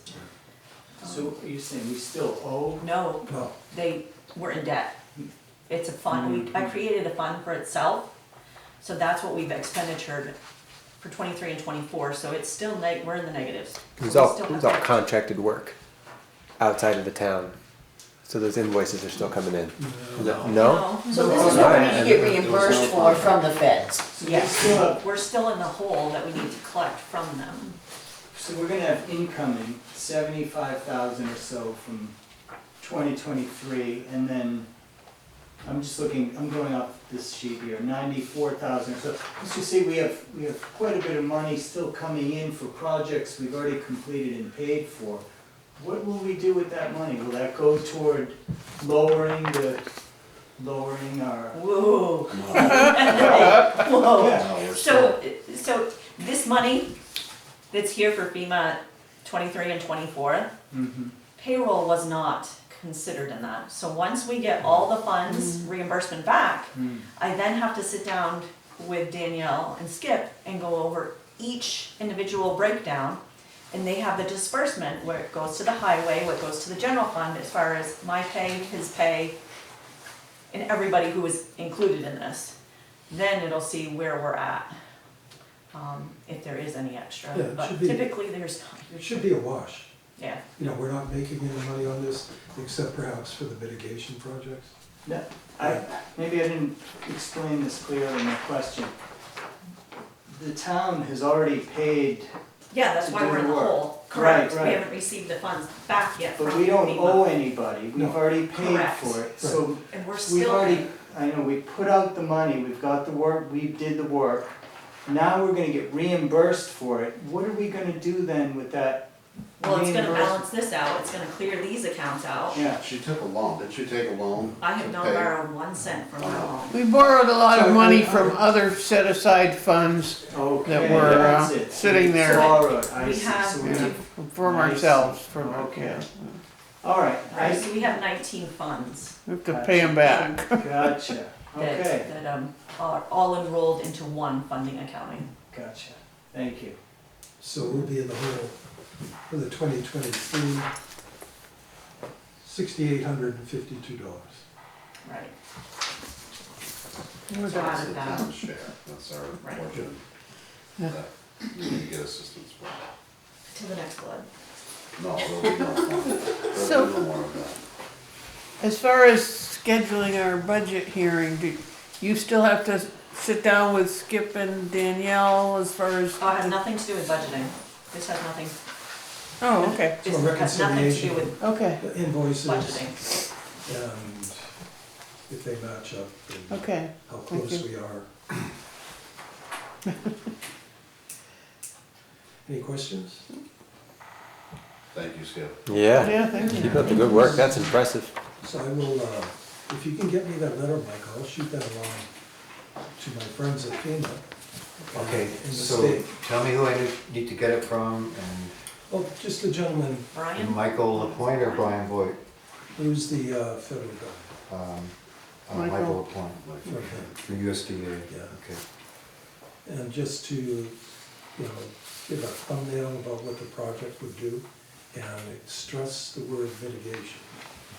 On the description, it doesn't, that you were reading, well, he was. This I one? don't have the front page. Oh, you don't have the I front have page. two second pages. It didn't say mitigation anywhere in there, I but did too. Like I thought I remembered that word being in there, but maybe not. just hand this off to Brandy so she can take a Oh, no, peek no, at I don't need it. it. Well, you can look at it. Right, Just- You protection. want me to? If it does say it in it. It Didn't seem like, Remediation? I can, Oh no, that's not what we're saying.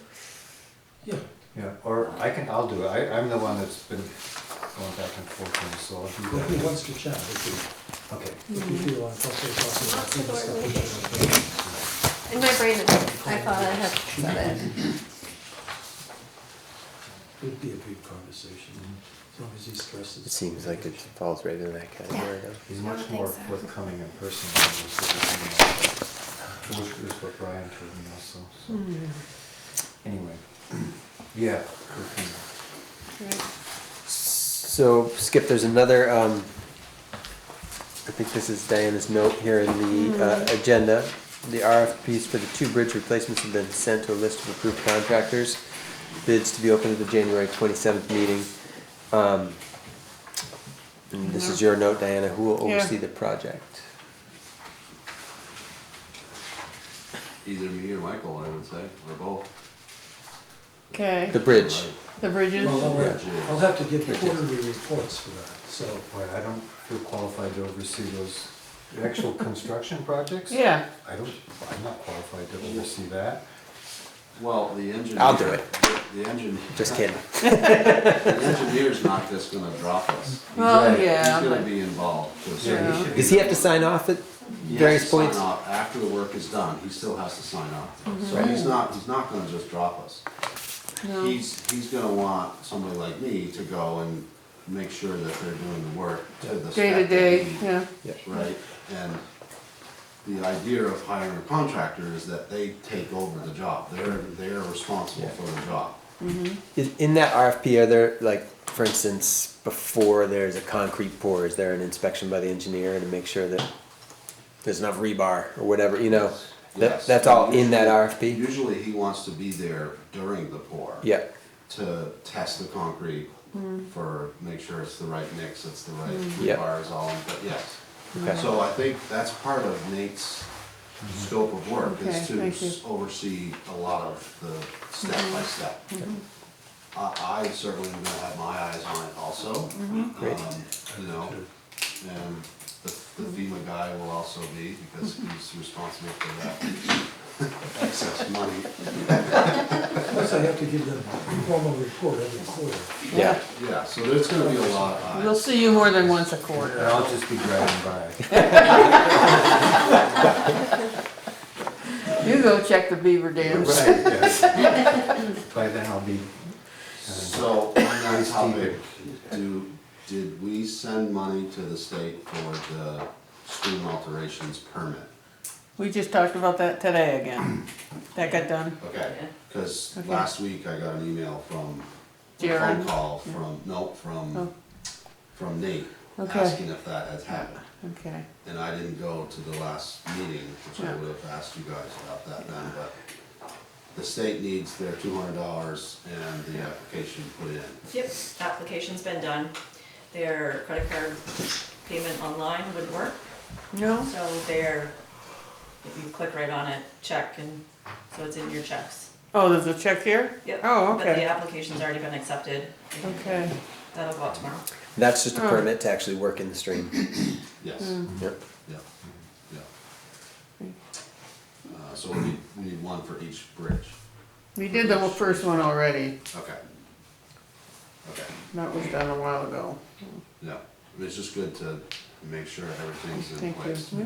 when we go, because that's the last thing we want is the contractor to have to do this later on, you know. So the projects, both projects have extensions on them, so the work has to be completed no later than November 30th, 2025. And that is with the extension. Yes, That's Yep, when the okay. extension runs out. that's, But then they Which gives have us to be all out of the summer. stream Right. by, Yeah. And we're going out to bid now. Yeah. So we should have a contractor hitting the ground In your, as soon as. in your experience, how long start to finish, like once they start digging into the ground till when they're done? Well, these are going to be pipe arches, so they're not actually bridges. So I'm gonna guess 3 weeks, 3 weeks each? each bridge, something like that. So That's by all no- Would be- I've done a pile of them for Callis, or been responsible for them being done. And, yeah, it's about 3 weeks per culvert. don't expect a hold up for actually acquiring the thing itself. No, Good. no, because again, No, we're back up. starting way ahead. Like Okay, if we honor the bid Mm-hmm. to the contractor, he's gonna start right away. He's gonna start ordering the culvert, start lining up the okay. equipment, he's gonna, that's gonna be on Mm-hmm. him. So it's essentially a giant culvert instead of a bridge. Yes, Got it's a big culvert, huge. They call it an aluminum pipe arch, and they come in pieces, and there's 1 million bolts that put it together. Oh, And generally, they put it together like up on the road or on a flat surface, and then they can pick it up. It's only aluminum, so they can pick it up with an excavator and set it into the hole. and at some point you'll be able to use your new walking bridge? That's gonna be something I'll have to talk with the contractor. Yeah, oh, okay, they might have their own Because, plans. Again, that Yeah. goes on to the contractor. That's Right, his okay. responsibility to get people across. all I'm right. happy for them to use it. That's part of the reason why I suggested the town buy it. Because I knew that we had these 2 bridges and there's gonna be more of this, so. So, yeah, I'll work that out with whoever the contractor ends up being. has the fire department been told that there will be no access while the construction takes place? Access to the 2 houses? The who? The 2 Fire houses. department? Fire, That's definitely something that'll have to be done. Yeah. They're not aware of it yet, but they're. They should be made aware of it. Because if it's gonna take 3 weeks, then there's no access to emergency services at all. Carol Ray will freak out. I'm gonna save it for the year. Get one of those helicopters. Maybe it'd be a good time to go on vacation for 3 weeks somewhere else, They're or not done over by the then. bridge. Dumping water. I think once we honor the bid, then we can start having these types of conversations with the contractor that we choose. Yeah. You know, and we can work that out, all these things, like fire department, how are we gonna get the residents in and out? All of that stuff, we can work out with them.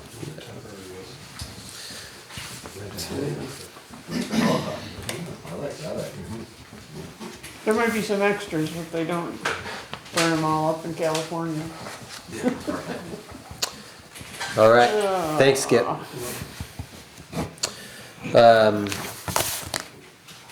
John, I saw that you sent us an email about the website upgrade. You want to dig into that piece of the? Not too much more since the last time, so this will be brief. A thank you to Skip, who's not doing FEMA stuff, has got the website up and running and has been posting content to it for all these years. Probably like me, probably doesn't wake up in the morning saying, gosh, I wonder if I'm gonna get to post something to the website today. So I sat through the last of the presentations from the companies that do this as a business. I had suggested putting in 2,800 as a placeholder in next year's budget. Got a slightly better proposal for 2,600. So that's not the ballpark, that's probably the floor. And it would be my suggestion to put that in next year's budget. Still talking with the person who's done the current website, Ben Whitty, is that how he pronounces it? And to see if that's something that he can do, and if he can, certainly prefer to keep it local. But So are there website developers that aren't these major corporations? that- well, sure, and you know, you get what you pay for. But the companies I talk to, that's what they do as a business. That's what about half of Vermont counties have now. You know, there are pluses and minuses of doing that, or saying to somebody who's a one-person operation, very responsive, who's local. If it's 6 to, you know, best thing is what's best for the town. But if it's 6 to 1, half dozen the other, even better. So we prefer to stay with somebody local who's already done the work and make as small a change to the website as we can. I streamlined the content and the navigation and menus. So next time you have insomnia, take a look at it. The website needs to be improved in terms of its appearance, and I'm not sure that Ben is the person to do that. Yeah. I'm talking with him later this week, probably have a good feel for that in about a week. To me, the question is just, is it worth $3,000 a year to the voters or to the taxpayers to have a pretty website? You know, we don't have any way of knowing how often people like click on it, do we? Well, part of this would be to get that information, so, yeah. But another benefit to this is, I think, if I recall, is that it would make it a lot easier for any of the select board or treasurer or the clerk to post to the Most website. towns who use these platforms, you know, like the planning commission, to pick one, would have a person who does the posting for the planning commission. And select board would have a person who does the posting for the select board. And, so, yeah. But right now, it's fairly complicated, if I yeah. Right now, you know, it's complicated enough, so I think it really has to go through one person. I mean, it's not rocket science, but it's easy to break stuff. Yeah. So, And this change would potentially make it more resilient. not Do- today. Okay. Any other questions for John? Nope. Thank you. We just have to decide when we get to the budgeting, whether to do it. Speaking of, Our next agenda item is to discuss town meeting warning and finalize budget. And set an extra meeting, and we can talk about when that's gonna happen. Just to get this out of the way, did you want, if we can come back to this, cause this is gonna take a little bit of time, the budget work. But did you wanna, go to updates and other business, talk about the flooring? And just kinda knock that off. Yeah, I don't know how much time we wanna spend on budgeting tonight, Okay. Great, Robin, I sent you a shell of the warning that I'd been working on. You have to add something to that. You have to add something to that Yeah, for the ones that are being elected. yeah, You need to put town clerk on there. okay. Oh, really? Yeah, her term's up this year. Oh, really? I didn't know that, okay. Okay, so anyways, yeah, there's the numbers for the library and the cemeteries, I have all those. yeah, Yep.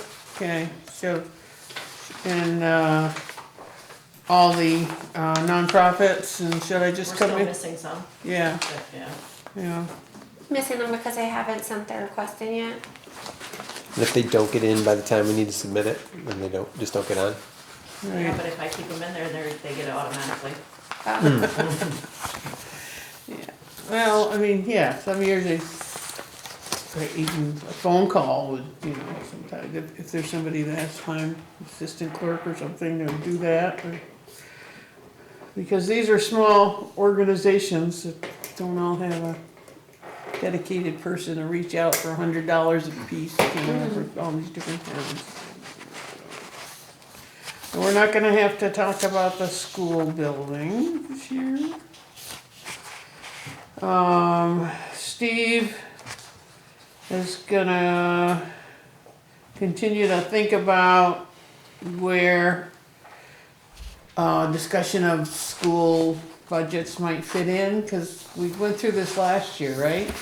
Yeah, I sent you an email, I made a recommendation on that. Right, And I recommend that if the school officials for Mountain View Elementary School District and Hazen Union, if they're gonna submit reports to be included in the annual report, that they, like the other officers, could speak during that. It's usually traditionally Article 2 to discuss the town report. Seems like an appropriate place. Yeah. is there gonna be on Tuesday after our meeting, is gonna be a school Australian ballot vote? I have to call Tanya and find out about that. Yeah. And the Hazen vote is, It's usually like, That's usually it's May, either isn't April. April? April, May, something think like it- so yeah. that. that's also an Australian, a separate Australian ballot? It is, yeah. Okay. So if they wanna, okay, so they could get up and talk during the Article 2, wow. I think that's traditionally our Article 2, yeah. Yeah. Discussing the town report. Yep. And so how would that, how would that happen? Would you ask school directors to come up? Would folks,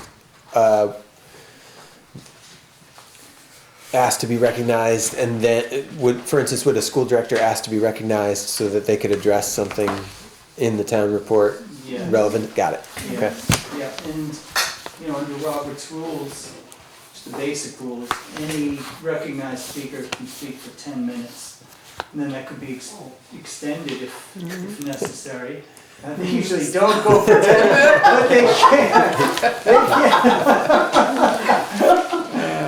Thank goodness not everyone uses their full 10 minutes. Thank But yeah, they can Okay, seek to be recognized and give a report on their, their either report that they've submitted, the written report, or other, It seems Other early issues, in the meeting to go into that much detail. Do you think we should move Article 2? Move the whole thing after the elections, or? I know, I do feel like all of the talking, it would be nice to move as much of that as possible towards the end, just so people that don't have that don't want to stay through all of it can at least get their votes in before they leave. The only thing I Yeah, would, that's- to that could be- play the devil's advocate is that it seems like you get the report, right? You read the report, but maybe you have a question about Yeah. something that you're going to vote on later in the meeting, and and that might be an opportunity for folks who have a question. That's why they go to pre-town meeting the Thursday night before. It's true, not everybody goes, but I guess my only thing with the school thing specifically is because we're not voting on that at the meeting. yep. It would be nice to not necessarily, make people sit through it if they don't want to. Yeah. Just because things add up. Like, it's not just the school people sure. that are going to talk, Well, if they, if somebody raises their hand and wants to talk, then yes. I guess I would suggest we keep Article 2 Yeah. as the second article. I like having Article 2 as the second article. Also, I wonder though if we would want the school representatives to maybe have their own space later so that they. Well, Could that's have an what we're opportunity talking outside of about, is that. how we can, because Steve went back and forth with this a lot last year, and I don't even remember whether where they got into the mix. When the state reps were there, that's when That's- we got into it. Oh, That's okay. right. So they had sort of a combined or successive presentation. The Well, I think that- representative spoke and then the school board I representative. think the idea was to have the representatives listen to what the school That's right. representatives had to say, because their stuff is so much more complicated and interesting than our stuff. That's right. Yeah, that was decided ahead of time, and then the state reps were asked questions about the school issues. And that's when Ann Press kind of asked to join that discussion, I think, with other school board members. So this year, we're not gonna invite we're gonna try to manage the visit from the legislators a little better. I think last year they showed up at 10 o'clock, cause they didn't know any better. What do you think? Should we try to have them come in I think we should send them our 11:30? agenda. I think we should send them our agenda. This doesn't tell them much, cause they're not on the agenda. We can make a recommendation when they. Yeah, but we can tell them when to come, there's no problem, they'll do that, but I'm just wondering I was thinking if they could come 11:30 or something, 11:45 or something like that, and people could talk to them and have their lunch and chat and stuff like that, maybe after. I'm gonna try to get them to keep their speeching to, 5 minutes or something like that. Yeah. Does that make sense? Based on our discussions after the last meeting and then through the emails that I sent, it seemed to make sense to invite them to come around 11:30. We'll fit them in at a logical time, after we finished an article. Invite them to speak for a limited time. It could be 5 minutes each to give a brief update on their activities. And then open that up for another 10 minutes or so. That would give us 20 minutes, potentially an additional 10 minutes. That would take us to about noon time for lunch. Invite them to stay for lunch, and then people could talk to them informally during lunchtime. So that would give a sort of confined, And would it be, and to Liz's point, if we haven't made it to Article 31 or 32 before lunch, which I think a lot of folks are interested in staying to vote, but may not be interested in staying to hear our legislators speak, would it be impolite to ask them to speak after we've finished Article 32? And if they show up at 11:30 and they know they just have to listen to our town meeting until Article 32 is completed? Would that be out of the ordinary, or So there were. sorry, what are 31 and 32? they're like Budget the articles. they're the big numbers that the town has to vote on, right? Because otherwise, I think that was the concern that folks had last year, is that they had to you know, I was part of the school board. We went on for a long time. We talked too much. Legislators talk a long time. Folks start to glaze over, and you know, they want to cast their vote, and they want to. On the other They hand, wanna go. there are also a lot of people who go to town meeting because they wanna learn things. They don't just wanna vote and get out of there, so. But we can order it so that you can pick either way, you know? Yeah, because if you want to listen to the legislators, they're still going to speak at the end. If that's possible, I don't know if that's opinions. I like it. You just want to vote and get out of there. I mean, I'll be staying till the end. I know you will. Yeah. Seems like it could be scheduled that way, and it seems like they would be willing to oblige that. I mean, Yeah, it's And not how- like they have to go to other town meetings. Right. Because we're Saturday. Right, yeah. Yeah. How do we coordinate that normally? How does that happen? we, send them an email and tell them when to show up, how much to speak. And that's why I was suggesting that we send them our Yeah. warning and say, we'd like you to speak after Article 32. Yeah, I think And that would say, be the thing to do. when It doesn't we have to- assume that's gonna be about 11:30, but if, you know, you show up and we're still in the meeting, we're still gonna run the meeting. John? So when would the school discussion be? I would do it either right before or right after. I would also push that to the end. And probably maybe before the legislators, so that they have a chance to hear the school board's struggles as well.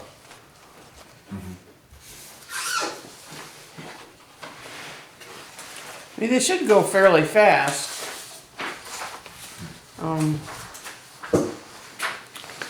All these, somebody will make a motion to have all these, nonprofits approved at once.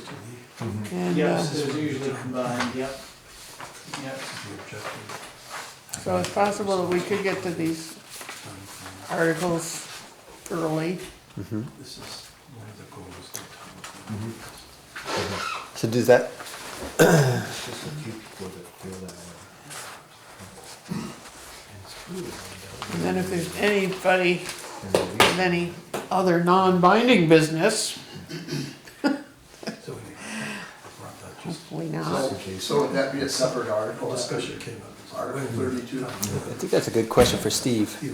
That, right, I tried to get an answer from VLCT, could the select board put that on the warning, you know, a standalone article to have the school reps address the meeting?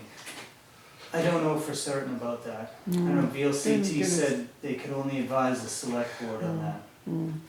Yeah. Well, worst case is other non-binding business.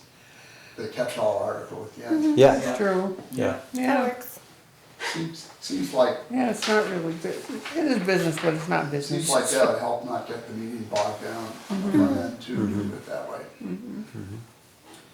Yeah. The only problem with that is that by the time you get there, there's maybe a third of the people that originally showed up. So, Well, they But can- that's by their own choice. I It's their own mean, we choice. can't force people to stay. yeah. I would propose that is, unless we're running afoul of the law or anything, I think that's, I would propose that that's the way we do it. If you're in agreement, Steve, I mean, you're gonna be moderator, Sure. presumably, Potentially. potentially. Article 1 is to elect a moderator. Yeah. So, So we'll know early on. yeah. I think to serve the interests of most of the attendees, those who wish to hear from the legislators could stay, they certainly could stay, and those who wish to vote early on and not stay for the entire meeting could leave. So I think in the interest of serving most people, it'd be better to have the legislators come later. Yeah. And the school administrators, same thing, that we would have that piece under updated, other non-binding business. Yeah, they could all come under that. That could be a message. That would all be non-binding, yeah. And, well, they legally come before the meeting. the legislators, they are not residents, so they wouldn't have a right to speak. But we could do like we traditionally do, and that is seek unanimous consent. To have them, suspend the rules to have them speak at the meeting. And traditionally we do, yeah. And then the school officials, this raised some questions for me. And they're this. Our Hazen reps are elected at our town meeting. Mountain View Elementary School District reps are elected at a district meeting. Are you up this year? Yeah. Oh, shit, I gotta put that on here too. So the question that comes to me is, are they equally town officers? I guess, I looked in the, looked under the statutes, I couldn't find any definition. There may be a specific definition. We all sometimes say town officers or town officials. Do we consider the school board reps town officials? Personally, I do. They're subject to the same Vermont open meeting law as other officials. They're public officials, and they do represent the town. So that's just one question that comes up. And the other, does school business legally come before the town at a town meeting? Yeah, I mean, we've done it, we did it, this, So are your questions to suggest that maybe it's not the right place for this, or? To say that I'm not certain, it's not certain, it would be, a matter of judgment. With the legislators, I am certain on that one, because they're not, unless it's warned as an article to have the legislators speak, and again, I don't even know if they could speak at the meeting because they're not voters. I don't know. But if they're unanimously voted, if it's voted on that they're allowed to speak, then they can read. And that's kind of what we always do? Yes, Okay. yeah, by tradition we do, yeah.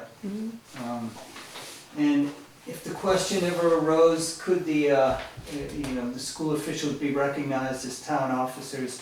If there's a question ever arose whether they couldn't, again, we could put that to unanimous consent. And my belief is that those there at the end of the meeting would want to hear from the officials. Speculation, but that's what I believe, based on my experience attending meetings and moderating a few. Yeah. So do you feel good about what Chris described, pushing, those two items towards the end? Do you feel like that is a good way to do it? The legislators and the school reps? School reps, yeah. Yes, I do. Okay. Yep. Hey John, just another question. Has Steve Freihofner been in touch with you about, and I don't know, in the last year's town report, was a Hazen annual report submitted? There was not. Yeah. The subject had come up of having Mountain View Union do a report, which, the Hazen situation has been that way for years and years, and there's not a building physically in Woodbury. Anna Peltz said, do you want to include Hazen in it? And she got in touch with Steve. So that's, yeah. I thought we'd already talked about that. I mean, Steve talked last year, right? Talking about town meeting. written report. Yeah, written town report. Oh, sure, yeah. Yeah. I thought we talked So there about hasn't that. been a Hazen one historically. But there wasn't one, I don't remember if there was one from Mountain View last year. You got a postcard and you can go online and look at it. But I mean, we didn't Wasn't include in- anything in here. No. And it was suggested that it might be nice if there was a couple of pages or something in If here. it doesn't happen this year, that would be a good thing to do next year. I think my thinking for this year's town report was, the town used to have a school report for its local school. Right.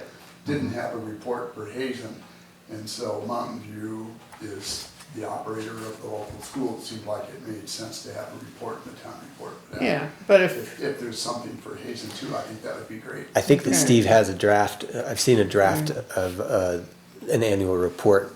Okay. I would think, if I remember, I'll try to.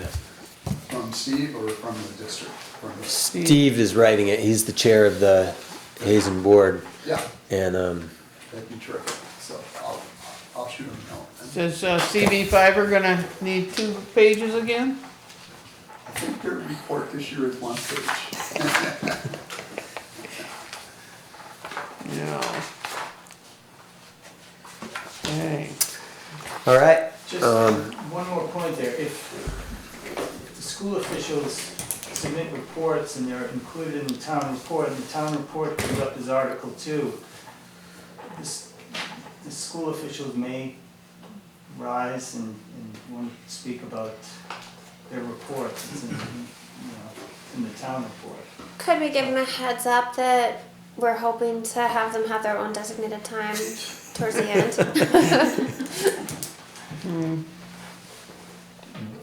Somebody may rise in Article 2 with a question about the schools. Which is fine, I think, I mean, we can't control everything, but I think if, I'm happy to, I'm on the Hazen board, so I'm not gonna stand up and during Article 2, I'll wait.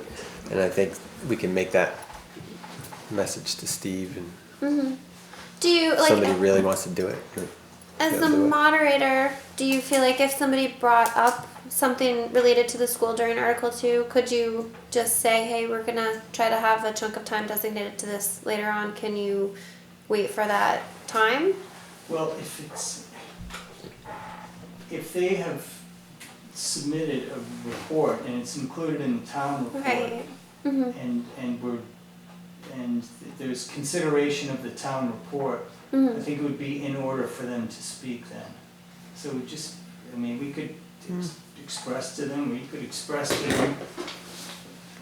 Yeah, if we think that if one of the points is to have the legislators listen to the reports from our school district, I mean, I think they could learn from those. Yeah. So that would make sense to have them talk, the school district representatives talk and then the legislators talk. That may be a preference. If it happens, it happens. Right. Yeah. Okay, so 23rd is next, what week? John? What day of the week is it? It's Wednesday. It's a week. Wednesday? The 20th is Monday, so Yeah. 20th So is it's Monday, Thursday. so, 21, 22, 23, yeah. Thursday. So if we're gonna have our budget meeting Wednesday, this week? Yeah, Randy? I'm fine with it. Okay. Or I'm we gonna could have to go be a the little next- late to that. I'll be there, but I'm probably not there until, what time are we gonna start? I'll be there from Up 6 to us. Oh, this is Wednesday. This is We're Wednesday. talking about the day after Yeah. tomorrow. Wednesday.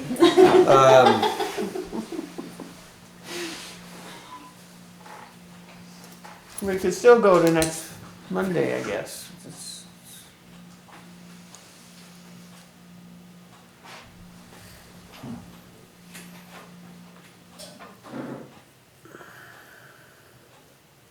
No, let's just do Wednesday. I'll figure it out.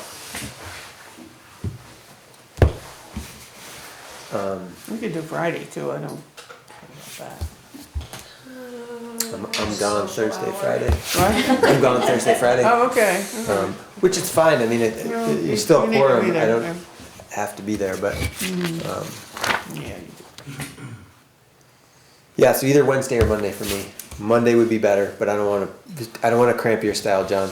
No, I mean, I don't know about in terms of town budgets, that's between you and Randy, but in terms of town report, I can put in a placeholder for the budget, and just changing numbers at the end, so. You mean Monday the 20th? Monday the Yeah, 20th. sure, that would be, from the town report perspective, that would be fine. Probably It's not a holiday?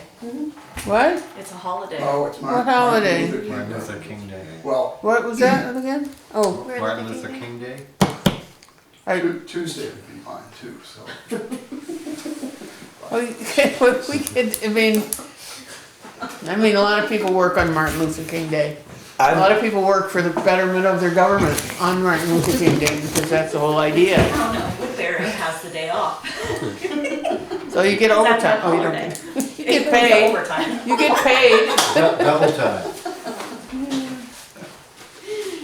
Yeah. I'll make well, whatever work. yeah, Monday and Tuesday are better for me for sure. Okay. As long as that, but I don't. What time? The earlier the better for me. Like 5:30 again.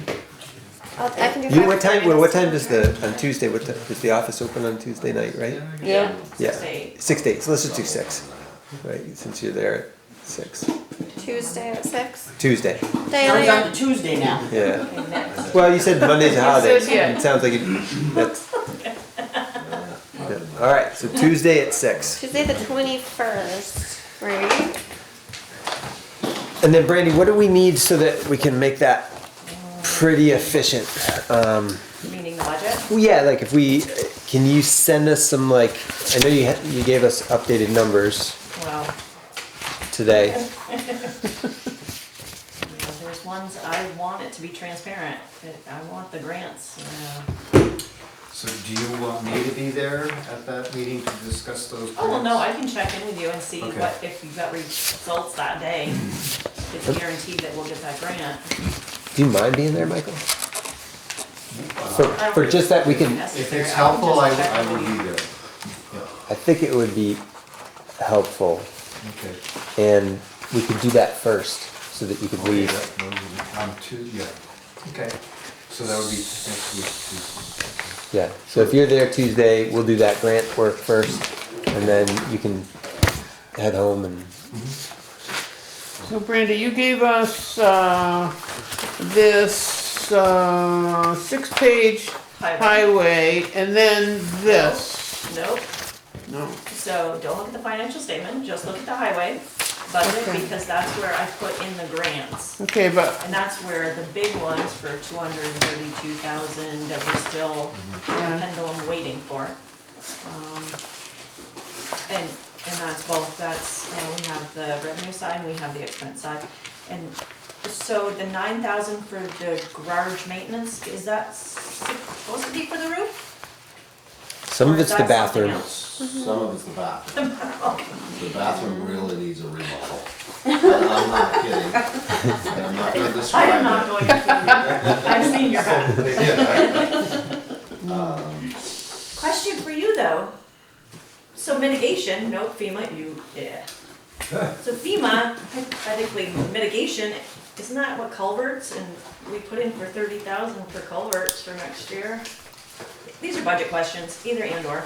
yeah, To replace 18-inch culverts with a 24-inch culvert or 36-inch or a 4-footer is I'm just saying mitigation by increase. definition. yeah. Yeah, So And hypothetically, mitigation's only gonna go for so long.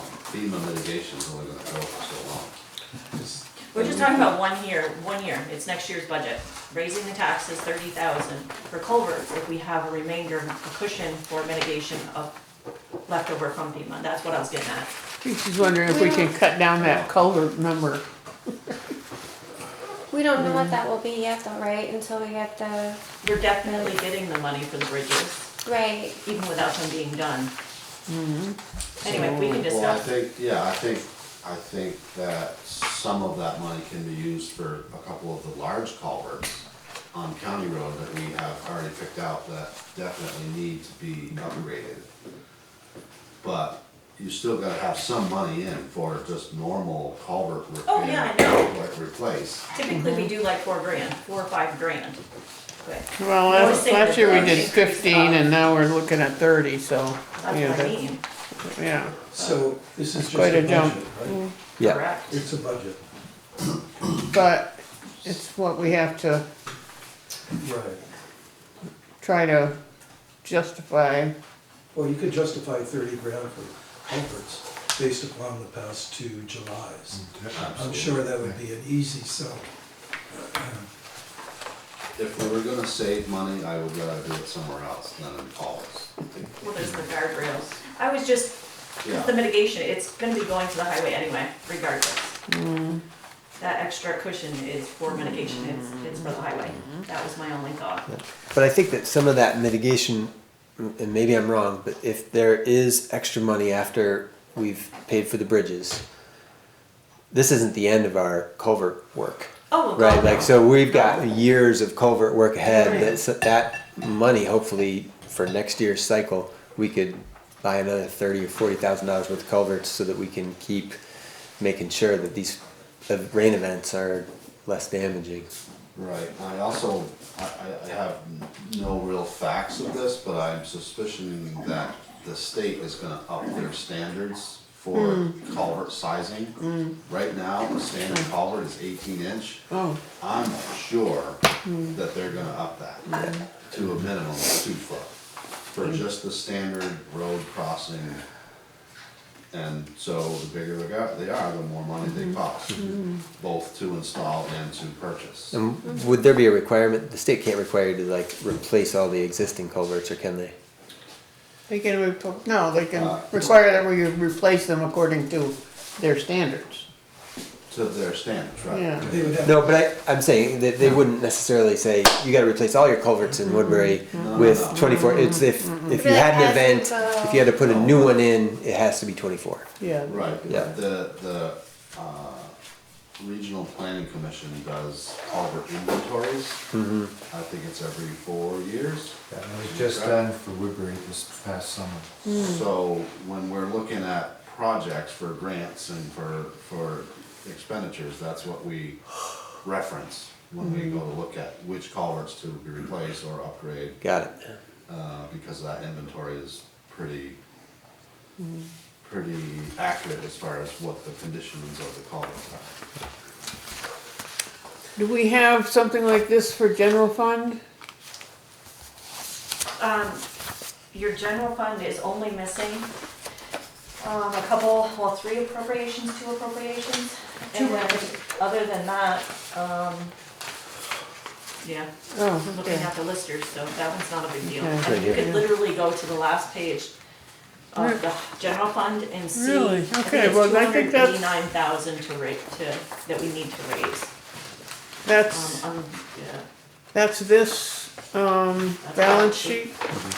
Oh, okay. So Brandy, is there, Oh, okay. in preparation for Tuesday's meeting, Yep, can you, so that we are cued in, can you send us like a list of things, say, I think you guys should really be paying attention to these items for this next meeting?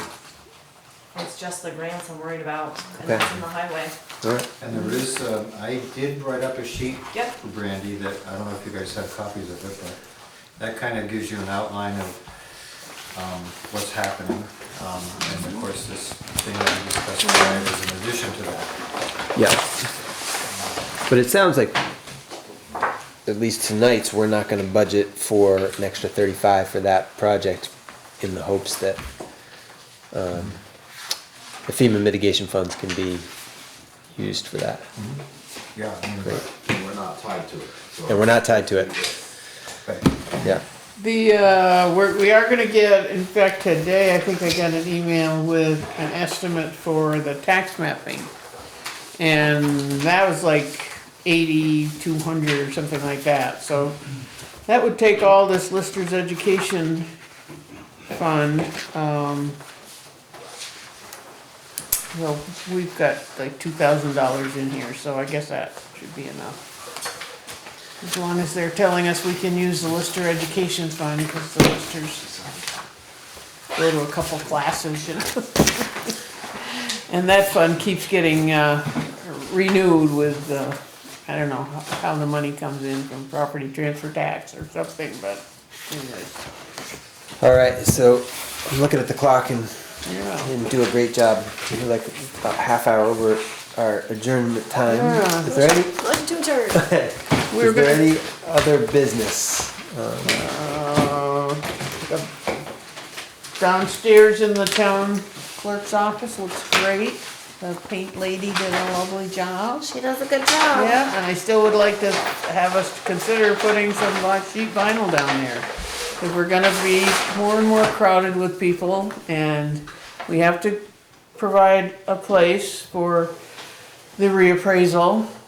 That's part of the deal, and I just think it would be a lot nicer than walking around on a cement floor. And it was gonna be about $3,000, and I think with the, we don't still have a final on our FEMA, our insurance, that, Excel sheet that I did, but there was, there was like $8,000 for the cement work, and we only did half of it. And they also paid us to put down the wood floor that we're not gonna do, so there's like $4,000 in there. I don't have my numbers with me, but, I think it would be nice to go ahead with that. I don't have a strong feeling about that. I One way or did another. check, you mentioned about the snap together stuff. That I vinyl did talk to type them, flooring. I did talk to them about that, and they said that, would be more expensive, but also it wouldn't work because the floor is slanted, cause there's a hole there, the drain, All right. but, There's a lot of different types of flooring though, uh-huh. vinyl. I mean, there are 100% waterproof vinyls out there that you can use. They said, that the stuff that they recommended from Country Floors was, he said, if it gets water on it, a couple inches of water, and it doesn't stay there for weeks, it would probably be fine anyways, but, it's glued down. This would be glued down.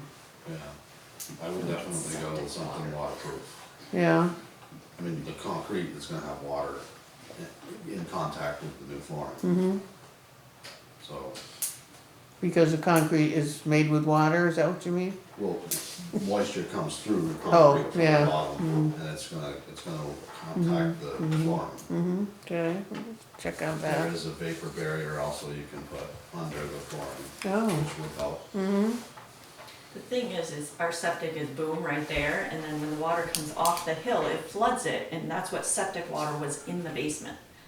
Septic water. It's not just runoff water, it's septic water. It was septic. didn't that get corrected, the hole where There's it no came hole. in? There's no drill, there's no sub pump in that hole. It's not complete. The basement isn't complete. And the chimney's not capped off yet. That's true, that needs to be done. I feel That's like a there's whole more nother- important places to put the money personally. Okay, Like well, to me, flooring is kind I of don't- low on the. But we priority have the list. money from the insurance company, and we should be spending it on things that were needed after the flood, in my opinion. We agree to table this discussion until the next Again? Table meeting, table it again. Okay, Eventually we'll come to a conclusion. yeah. Any other business? All right, is there a motion to adjourn? We'll sign bills after. Motion to adjourn. All right, any discussion? All those in favor, please say aye. Aye. Meeting adjourned. Thank you, everybody.